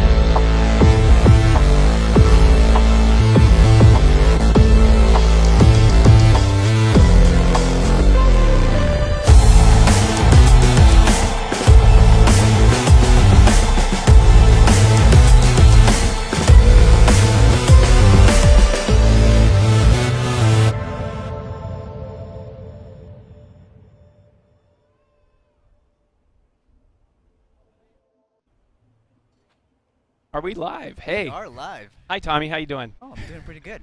Sounds good in the mic, by the way. It does. Hi, I'm Chad from Rotor Riot. And this is Tommy. Tommy Tabai, how you doing? And we're going to talk. You guys just saw a clip on a bunch of locations where we've been. Maybe let's start with what is Rotor Riot. I'm not sure how many people know. I think we should let everybody know what Rotor Riot is, because I think drones have a pretty negative connotation right now, at least the general media. And I think one of our goals with Rotor Riot is to basically educate the general public in an entertaining fashion. Yeah, I would say even to preserve our culture that's quickly established, and to roam around the world in a sense, to meet up with other pilots and fly really great locations. Absolutely. And push the technology. Yeah, absolutely. Which is crazy because the technology in this industry moves at a very exponential rate. I mean, something that you buy today, 2-3 months from now is already old, and so it's awesome that we are able to help shape how this is panning out. It really is, and I got to say, we just got back from Ukraine, and we got to meet with 2 groups over there, but primarily the Ukraine Drone Racing Association. The Ukrainian Association of Drone Racing. Ah, that's a mouthful. They you got it. They helped us out the whole time we were there. We got to fly with their guys, and I mean, it was such a warm welcome. I mean, no matter where we go, if it's LA, Cleveland, Atlanta, and wherever we go next, you guys get to fly. I kind of organize it, but you guys get to actually fly because you're better pilots. I get to have all the fun. Yeah. So I got to say, it's been a blast, and I'd like to hear from you. Where would you like to go next? You know, that's a really good question. I don't know. You know, the awesome thing about it is that... Sorry, he's in the shot. He's in the shot. Well, that's all right, though. We don't care. No, you know, one of the things that's awesome about this is that we get to show people a whole new perspective that they otherwise wouldn't be able to see. Right. And so the last thing that we were at was Chernobyl, and we got to check out, you know, basically the exclusion zone. And most people get to see that on the ground. But we get the benefit of being able to show it from an aerial or a bird's eye perspective. Or in your case, through it. Or through it, yes. That was a good one, which... If not, look it up. Well, see, and that's the other awesome part, is what we get to do is not only share an aerial perspective, but we also get to, you know, show it the history, and or if it's just a really nice, gorgeous, epic location, again, it's just another bird's eye perspective that you otherwise... Something I want to touch on is, I think back in the 80s, skateboarding was very popular. And one of the things they did was they would seek out like empty pools, and they would try to find interesting areas to skate, and they would always get kicked out, you know, and that. I think, don't you think this is very similar? Oh, this is very much that. I mean, there's no place that I go right now where I look at it and I'm like, oh, that's a great place to fly. Oh, that would really stick something over there. And I think it's very much taking that same exact parallel. Yeah, I think it's, I'm amazed at how many locations that I would not normally see, but because of what we're doing, we get to see, I mean, interesting structures, you know, just locations that we, I guess, wouldn't normally be able to see. Yeah, one of the ones that instantly comes to my mind was we went to Hawaii, and I mean, Hawaii is a beautiful place, but one of the things that we actually got to go to was this remote waterfall, and that's, I mean, pretty spectacular. Especially being able to dive down the side of a waterfall is pretty cool. So what's been your favorite location so far? You know, Chernobyl.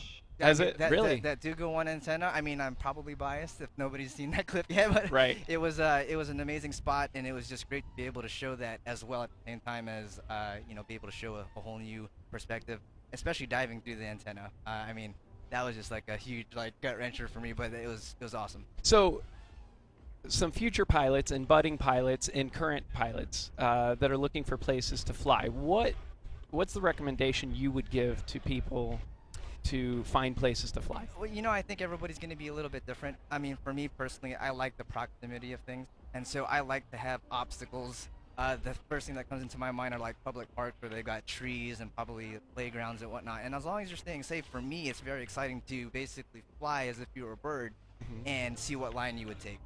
Whereas I see other people going for like that epic, gorgeous location, which is awesome as well. And that's what I love about this, is there's, you know, the creativity is endless. The sky is the limit, like literally, no pun intended. And that's what excites me. So is the beauty of the location or the obstacles more? If you had to pick, what's more? You know, if you held a gun to my head, I would say the object and the proximity. You like the challenge? Yeah, thing. I like being able to do something, and you're like, oh my god, what's going on over there? So we went to Ukraine. You talked about Hawaii. What about in the United States? I know Hawaii is, but on the continental United States, what would you say is probably some of your favorite locations? You know, the first thing that would definitely come to mind are like the abandoned buildings, which is great because normally these abandoned buildings would have, I just say no life in them. But then we as FPV pilots, we see it and we're like, this is an FPV playground, right. Which is great because otherwise, what else is going to happen with it? And in my opinion, it's a great way to be able to express your skills, your talents, your expression, without hurting anybody in a safe manner. Well, great. Well, thank you very much. Thanks for sharing your thoughts, and thank you guys for joining us. We got to go to a commercial break now, and we will see you guys later. Bye, guys. Bye. AirViews is for everyday drone enthusiasts. This is so cool. AirViews is home to some of the top operators. Wow. AirViews is original content. Don't I need both hands, though, to drive this tank? AirViews is immensely excited to announce that we now have our own drone racing team. AirViews is a community of drone enthusiasts who upload, share, and view the world's best drone footage. AirViews is for you. Log on now to airviews.com. Don't settle for different. Be disruptive. Be a little bit Jekyll and a little bit Hyde. Lend attention to detail with an attitude. Be both beauty and the beast. The new Riot 250R Pro. Get yours at thrust-uav.com. Ready to give FPV a try? Start with the Nano QX2 FPV drone from Horizon Hobby. It comes flight ready with an FPV camera and video transmitter installed. The safe stability system makes it so easy to fly, you'll have the hang of it in no time. Already into FPV? Horizon Hobby has all the gear you're looking for. It's all here and backed by outstanding customer service. See for yourself. Get to your hobby store or visit horizonhobby.com today.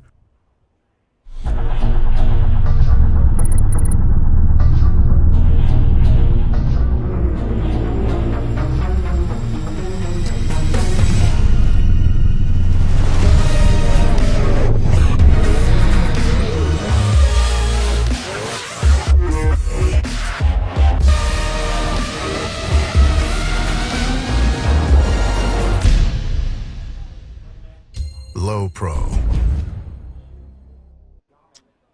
Hello, welcome back to the 2016 National Drone Racing Championships presented by GoPro. I'm Gary Guest. This is Charlie Schwenka.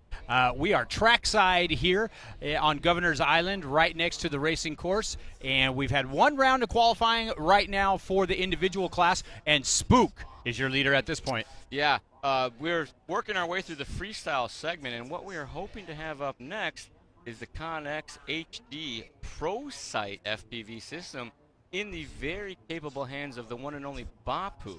We're moments away from hopefully making that happen. Live broadcasts always have a little bit of fun in store for us, and part of that can very well be what goes right or wrong. They told us all week it was supposed to rain. Thunderstorms were scheduled for Saturday, so we've been watching the skies. It's sprinkled on and off a little bit. There were lots of plastic bags ready to cover things up overnight. It was supposed to rain overnight, and so far the RC gods have been taking very, very good care of us and getting us some racing in this afternoon. We have been through one full round of qualifications. We jump on board now with Bapu. He's just shaking the quad around. That's not him flying yet. So you see there, that is the actual FPV feed through the Connex Pro Sight system. And this will be the very first time it's been used in a live, or in a freestyle competition as they're recording.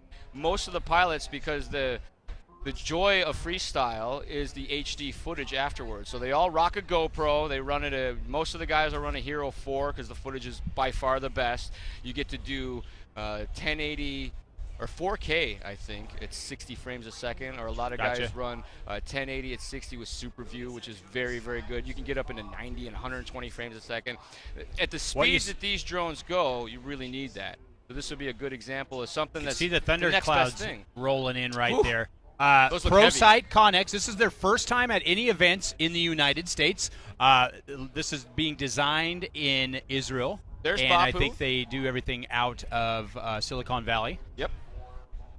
They were very excited. They were running around telling us all about their stuff, and I looked at the guy and went, hey, man, I drone. I know all about you guys.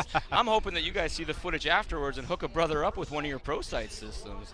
I will be happy to post every one of my flights for you guys. Here, Bapu about to take off now. Here we go.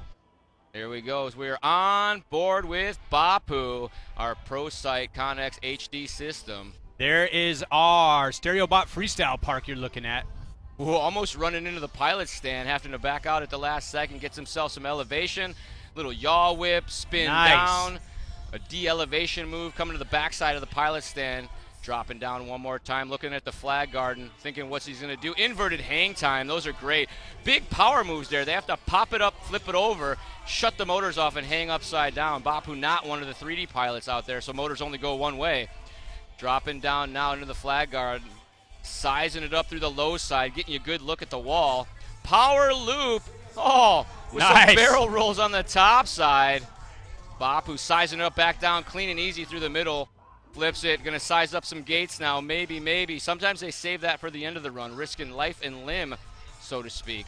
Another power loop to the top side. Comes back around the other way. Drops into the side. Oh, flip and a yaw and a roll, I think is what just happened right there. And that's the curly cue. That's a StereoBot Freestyle Park curly cue that you're looking at. Bapu with a big power turn there. Some high-speed flips and rolls. You'll see in the racing portion that some of the feed that you see with the pilot view is a little bit glitchy. Not this. This is the ProSight, Connex ProSight full HD feed. So the beauty of the ProSight system is you can get this HD coverage like this to your goggles. You can record it in HD and not have to carry around an extra camera. So you can get a little bit lighter weight freestyle rig. Nice, I didn't know that. Power to weight ratio. Now the Connex HD system is a little heavier than a standard racing system, but the advantage in the vision may very well be worth the weight, or the weight, yeah. Looks like he rubbed the curly cue there a little bit. He went over the aquarium just a second ago. Coming back down, sizing up some gates there. Bapu's one of our rolls through the gates. That's risky business. Sizing up the flag guard now.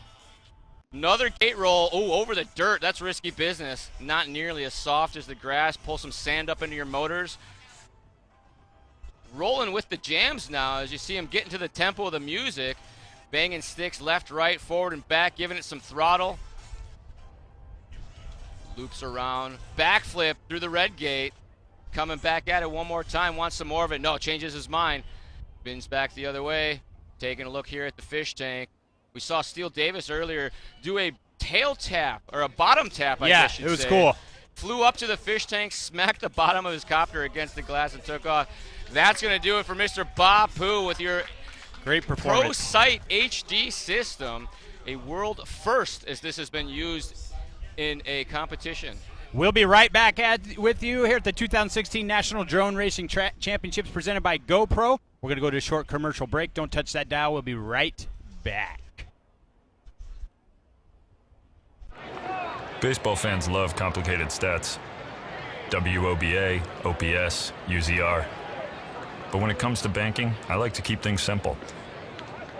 With my Bank of America mobile banking app, I can manage my accounts, deposit checks, get alerts, pay my bills, and more. My favorite stat is PEB LPG. That's peanuts eaten by llama per game. It's legit and delicious.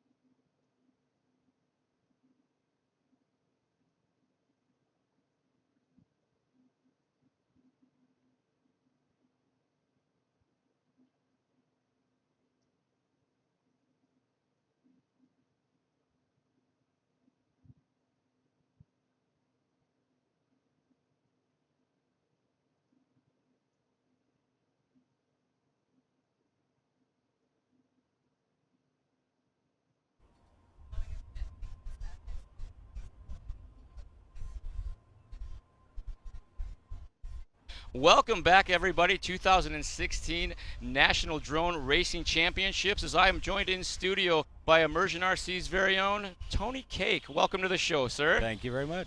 So if you guys didn't know, Tony has one of the hardest jobs at any FPV event. He is in charge of the FPV signals that we use this weekend. Tony, tell us a little bit about what we're using here this weekend. I know it's very exciting for me. I'm a drone pilot too, so please. So it's all analog video technology. It's 5.8 gigahertz.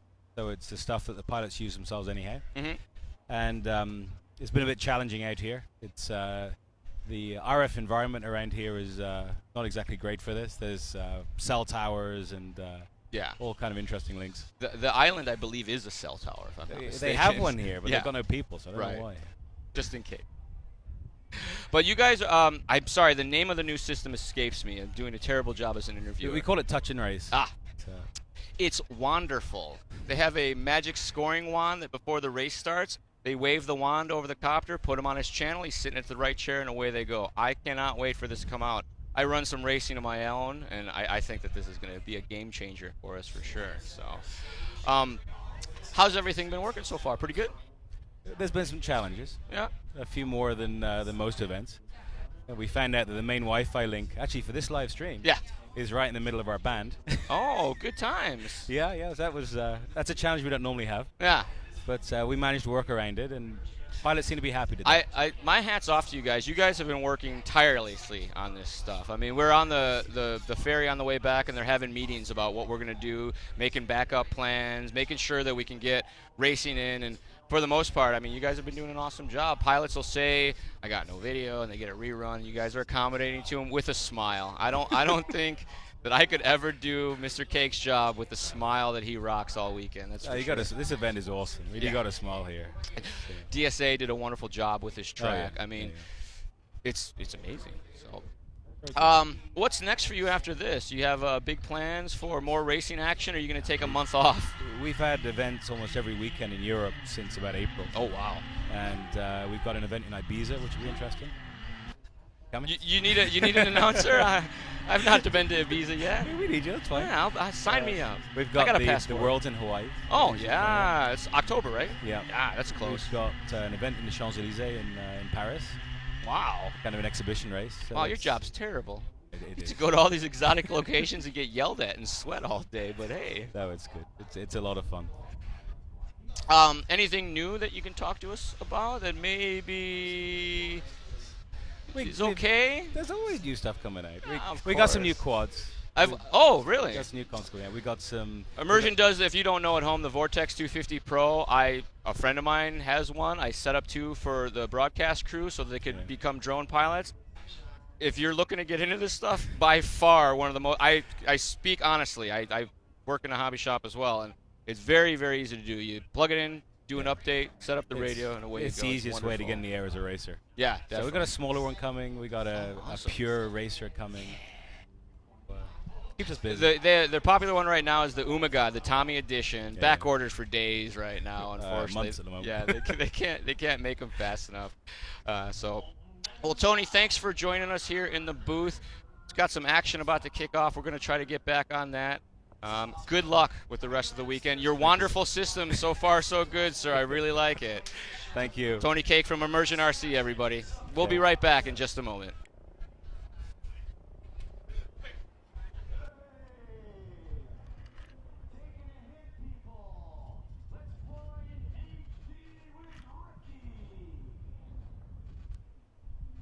I can.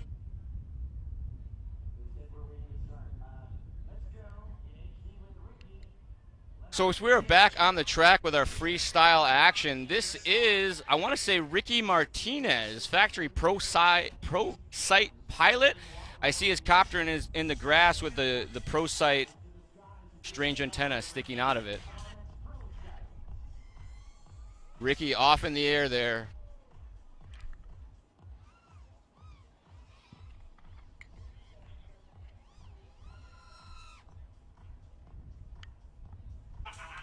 Ricky shredding the sky behind me.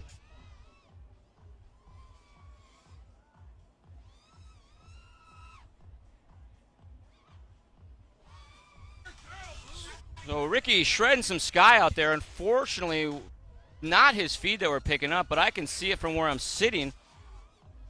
He's ripping around, drops it in. Oh, gets it wrong as he kisses the stereo bot obstacle, and he looks to be ruh-roh, upside down.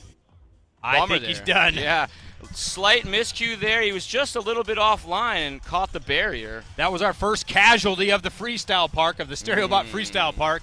And the Maybe park he's took right it like side a up. boss with the spinning knives, did not cut it. Ricky Is he going to relaunch? Ricky's sprinting out to the track to fetch his copter. He doesn't take the walk of shame. He runs the shame away. There he is. I want to He's yell getting at his him. drone. Ricky! Ricky! There. Ricky with that sweet Vuzix jersey. Well, there's So in the racing competition, there are course marshals, and that who is in the vest there.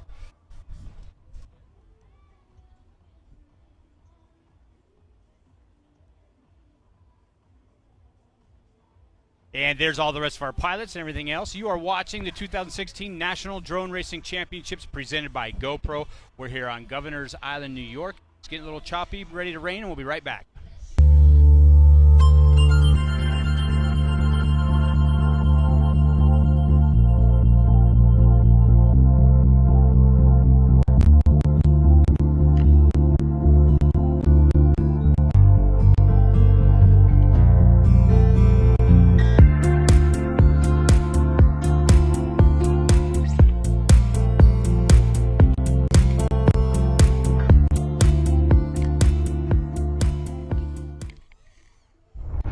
Don't settle for different.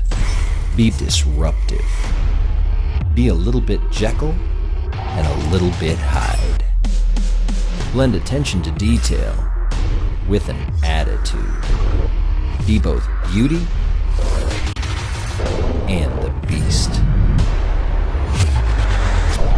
The new Riot 250R Pro. Get yours at thrust-uav.com. Ready to give FPV a try? Start with the Nano QX2 FPV drone from Horizon Hobby. It comes flight ready with an FPV camera and video transmitter installed. The safe stability system makes it so easy to fly, you'll have the hang of it in no time. Already into FPV? Horizon Hobby has all the gear you're looking for. It's all here and backed by outstanding customer service. See for yourself. Get to your hobby store or visit horizonhobby.com today.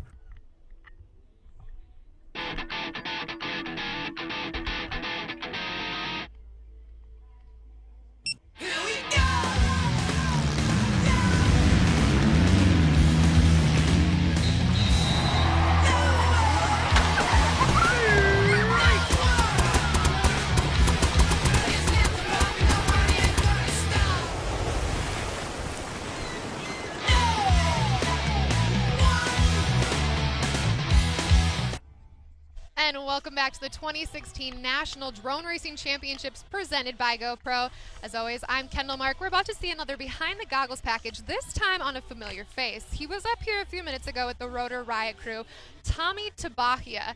His pilot name, get this, oh my God, I dare you to try to say it with a straight face. He's an incredible guy with a really cool story. We caught up with him in LA where they were on the set for a Rotor Riot shoot. Check out what he had to say about FPV flying and where he thinks the sport is going.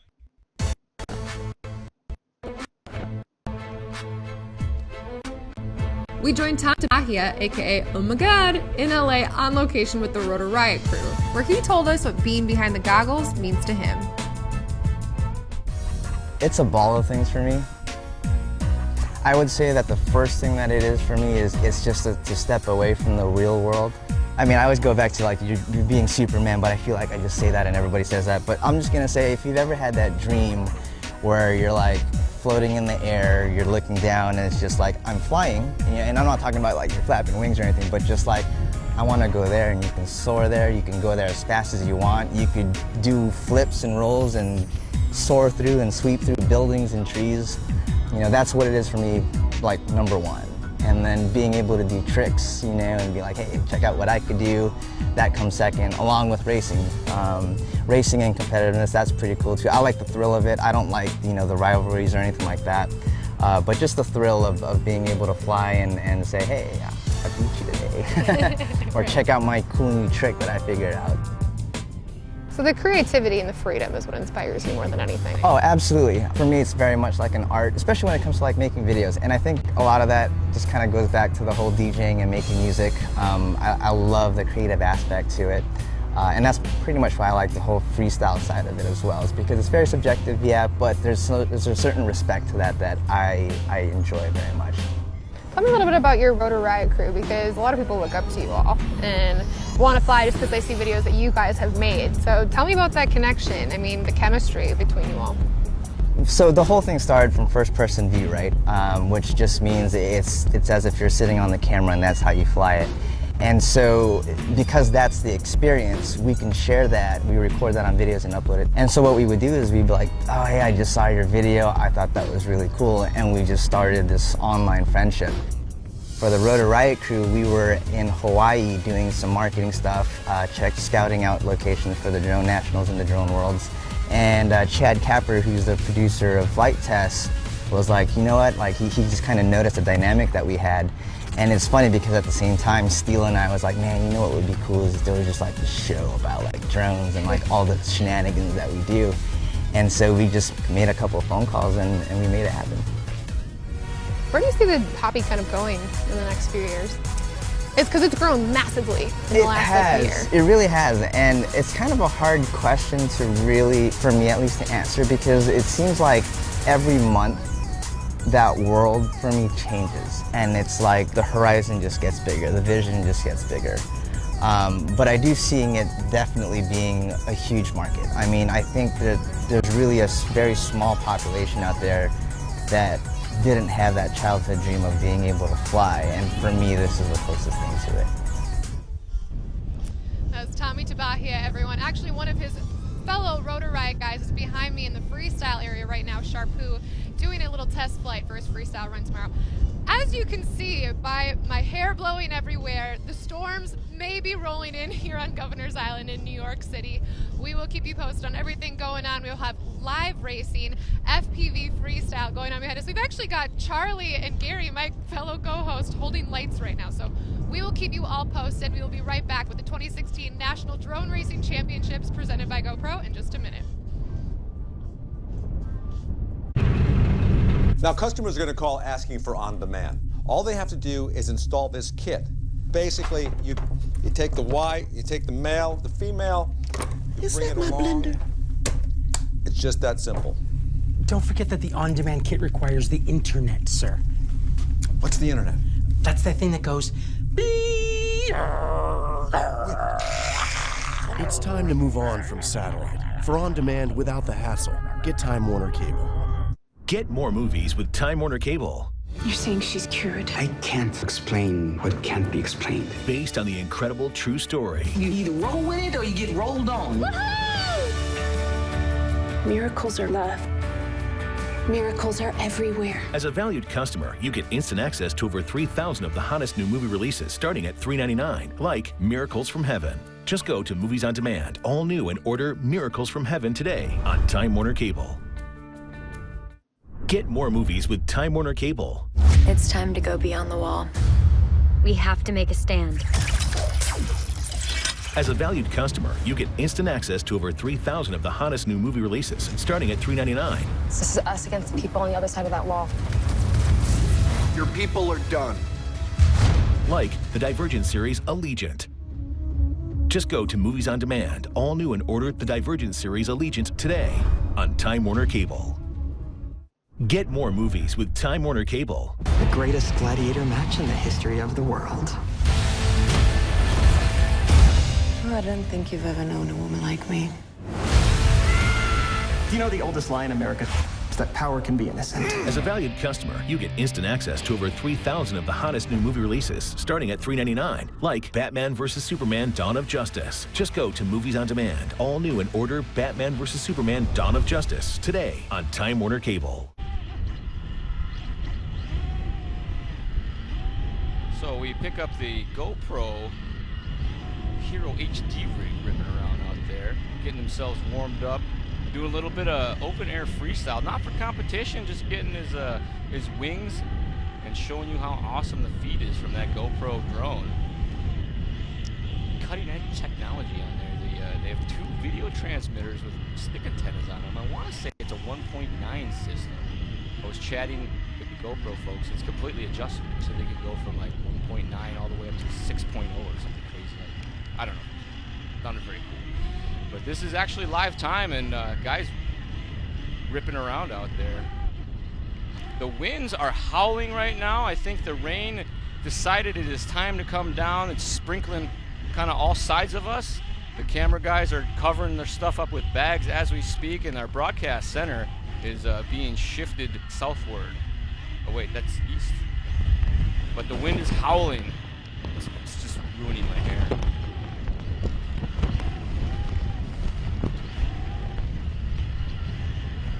So we stay out with the GoPro rig. As you see, I'm getting some water spots on the lens. He's gonna have to do some high-speed maneuvers, get that water off.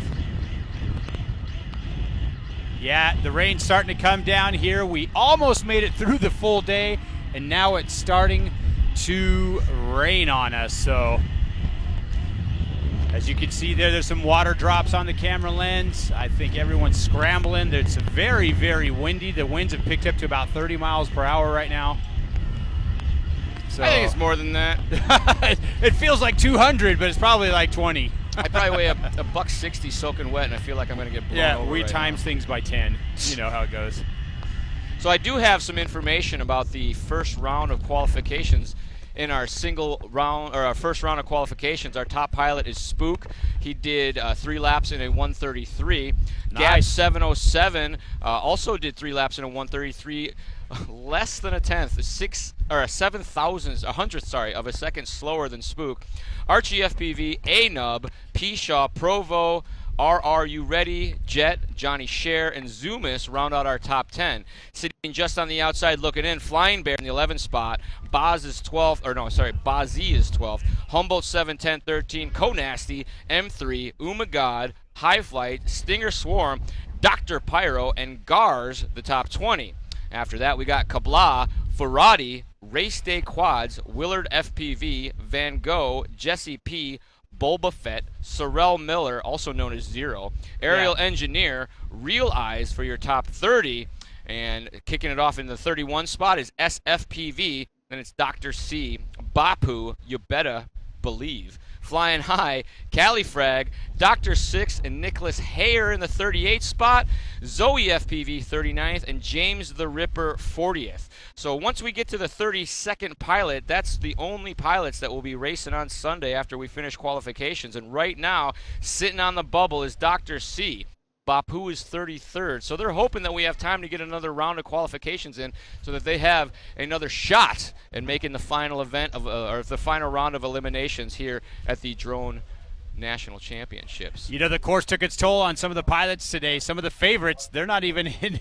I don't even think I heard you name them. Yeah. So we had a little bit of changes. The pilots had mainly a full course to practice on, but then they added a couple features here this morning. So really their first round run, they had to get used to the track. So some of the other pilots were probably able to get used to the course a little quicker.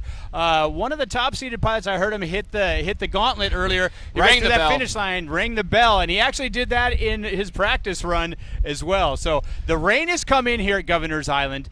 We've had some great weather. We thought we were going to get rained out this morning, but it just now caught us. It's got about a 20-mile-an-hour backwind. It's pretty close to impossible to fly the drones in this type of wind right now. I don't know. It's impossible to fly them clean and consistently, but unlike a fixed-wing plane or a wing, a drone can actually deal with the wind pretty darn well. You just kind of fly on an angle with the wind. Gotcha. So it's good times. Gotcha. I'm the newbie. He's the pro when it comes to the drones. We do have a segment for you of one of our crew members' very first time flying first-person view, or FPV as we've been calling it. We're going to take a quick look at that. As we're getting try rained to on. hide from some of this rain. You can see it's starting to dump everywhere. So we'll take a look here at Gary Guess, very first try of FPV on my drone. And then a 620, which only has 3 more hit points. So I think that means. Oh, this is going to be funny. This guy is never flown a drone. This, what's his name? This, the rich guy? He's never flown a drone before. Oh.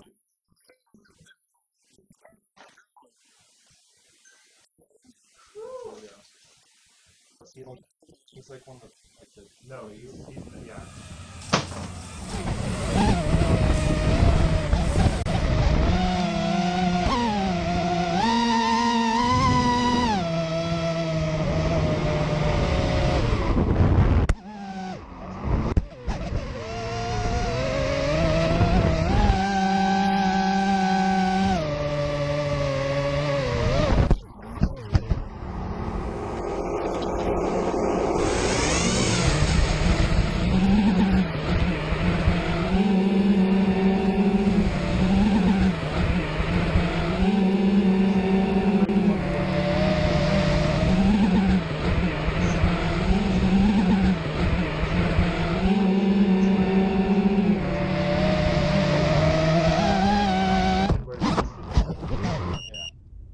Just point where you want to go.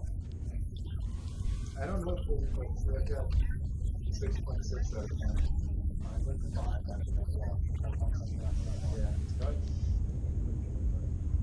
Do you want to go driving? Like, This might go without saying, but Gary, don't quit your day job. Some FPV flying for everybody at home. That maybe wasn't like anything else we'll see out here, but the guy gave it all. You gotta give him props for that, right? As you can see, there's nothing but blue skies happening behind me. Again, another joke. So instead of seeing some of the live freestyle we've got going on, or we would have had going on behind us, we're going to show you a little pre-made package of freestyle. It's another behind the goggles, this time on Johnny Share, aka Johnny FPV. Check it out. Johnny Share, or Johnny FPV, is one of the younger pilots in the game. But don't let his age fool you. This Chicago native has mad skills, and his future is looking pretty bright. I had never made a video before. I never had edited anything really, so it was just the fact that you're flying, you could go anywhere, do anything, and then you could really create something out of it. So you could, you know, really the sky is your canvas out there, and you could create something out of nothing. Johnny got into flying after watching what he calls inspirational videos by Sharpoo, Mr. Steele, and Schizo. Now other pilots are starting to be inspired by him. So it's kind of becoming a thing. Like, people are starting to really know you. What's that like? It's awesome. I mean, I love anything FPV and drones, so to see other people as enthusiastic as me, and to really, I mean, it's awesome when they come up to me and say, "Oh, your video is awesome, man. I love your style." Yeah, it's really cool. You have a video that I love. It's called Dune Diving. Really neat. You're in Michigan, you're in this cool state, you're right over the water, you're going through sand dunes. But what I really like about it isn't just the way that you fly, it's the way that you edit things in post-production. You've mentioned it, but how big is that to you? Editing, I think it's very important. I think flying is the most important thing, so going to all these awesome locations to get that unique perspective. But editing kind of brings everything together, so you need a great song, you need to make sure everything is precise and it flows really well, and editing really consumes a lot of the time that I put into FPV. The edits can take anywhere from 2 to 10 hours, it really depends, but I enjoy every second of it. It really helps legitimize things a little bit when you get that really nice quality from a video. Johnny took a semester off from the University of Denver to focus on FPV. Could FPV turn into a career? I really hope it does. It's sort of my dream to do this. I love it that much that I would sacrifice almost everything and anything to pursue it and make it a thing that I can support myself with. So that's definitely the dream. If you could describe flying in 1 or 2 words, what would they be and why? I've heard it a lot before, but it really makes you feel like you're Superman, and you can just get this, it's an out-of-body experience, so you really feel like you're in the drone, and you can capture these perspectives that are really impossible with any other equipment out there. And just the fact that you can go anywhere in a split second, it's really special, and I think that's why FPV is really starting to boom a little bit and gain all this momentum. It's unique, it's different, and it's just pure awesome.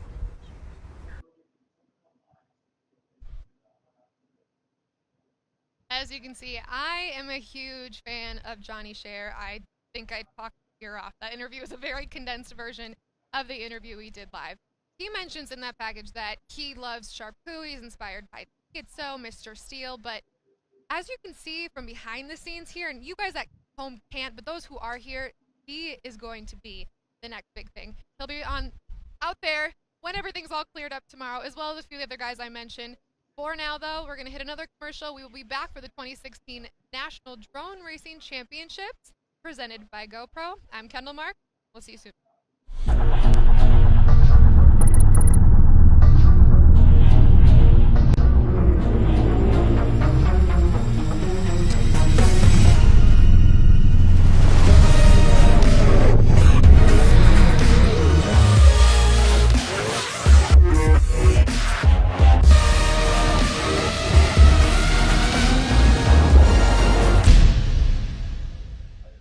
Low Pro.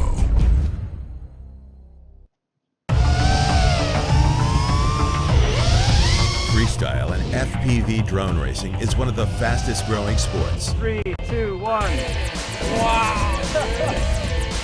It demands a competitive edge, agility, and speed. Oh my god, that's so sick. Airviews invites everyone to experience the rush. Log on now to airviews.com. There's a car on fire! Ready to give FPV a try? Start with the Nano QX2 FPV drone from Horizon Hobby. It comes flight ready with an FPV camera and video transmitter installed. The safe stability system makes it so easy to fly, you'll have the hang of it in no time. Already into FPV? Horizon Hobby has all the gear you're looking for. It's all here and backed by outstanding customer service. See for yourself. Get to your hobby store or visit horizonhobby.com today. Award. And then they're getting hundreds and hundreds of dollars in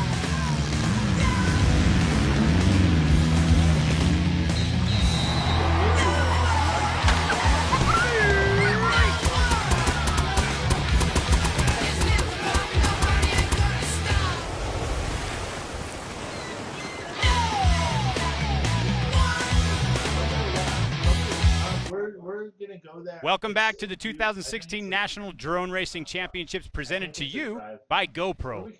We are wrapping up day number 1 here. We did get rained out right at the end of the day. We thought we were going to be rained. Yeah, just a little. We had rain coming in on us from the side, 30-mile-an-hour gust of winds, all that stuff. It's been a great day of racing so far. We've got 1 round of qualifying in, and Charlie's going to walk us through that right now. We'll give you the top 10 as it stands. After some adjustments, we had some timing discrepancies. A couple pilots had to have their times reviewed on their footage. They got improved. We'll get to that in just a second. Nice. Our top seeded or top qualified pilot after today's action is Spook, Gab 707 in the 2 spot, Archie FPV 3rd, and A-Nub is 4th. 5th spot is going to be Kane Madair. So Madair is his call sign. Kane just won the Liberty Cup last week, so he's on a high right now. He knew he was going fast. Yeah, and he kind of had some confidence, too, when I was talking to him in the pits. He's only 19 years old. He's from Louisiana. He's got himself 2 victories this year. That's what kind of helped qualifying him into the national championship. So he's going to be one to watch coming tomorrow. So Pishaw going to be 6th, Provo going to be 7th. Nice. Jet going to be 9th. And Johnny Scher, also known on the internet as Johnny FPV, going to round out our top 10. So there are some surprises. We have some of our top-ranked pilots aren't even in that list of the top 10. So tomorrow we'll have some rounds of qualifying early in the morning. We'll be back with you from 1 to 5 right here on ESPN3. So for Charlie Schwenka, I'm Gary Guest saying so long from Governor's Island, New York, where your top-seeded pilot for day number 1 is Spook.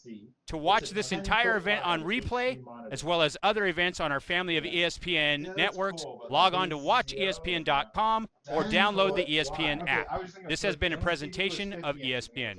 55 or 50 to 60, and it was like a wall. Well, no, the purpose of that, I could literally imagine putting that on the wall and just simulating, like, getting like a 10-hour video of a train going by or something. Or like sick. The event has ended. Good. A lake or something. Yeah.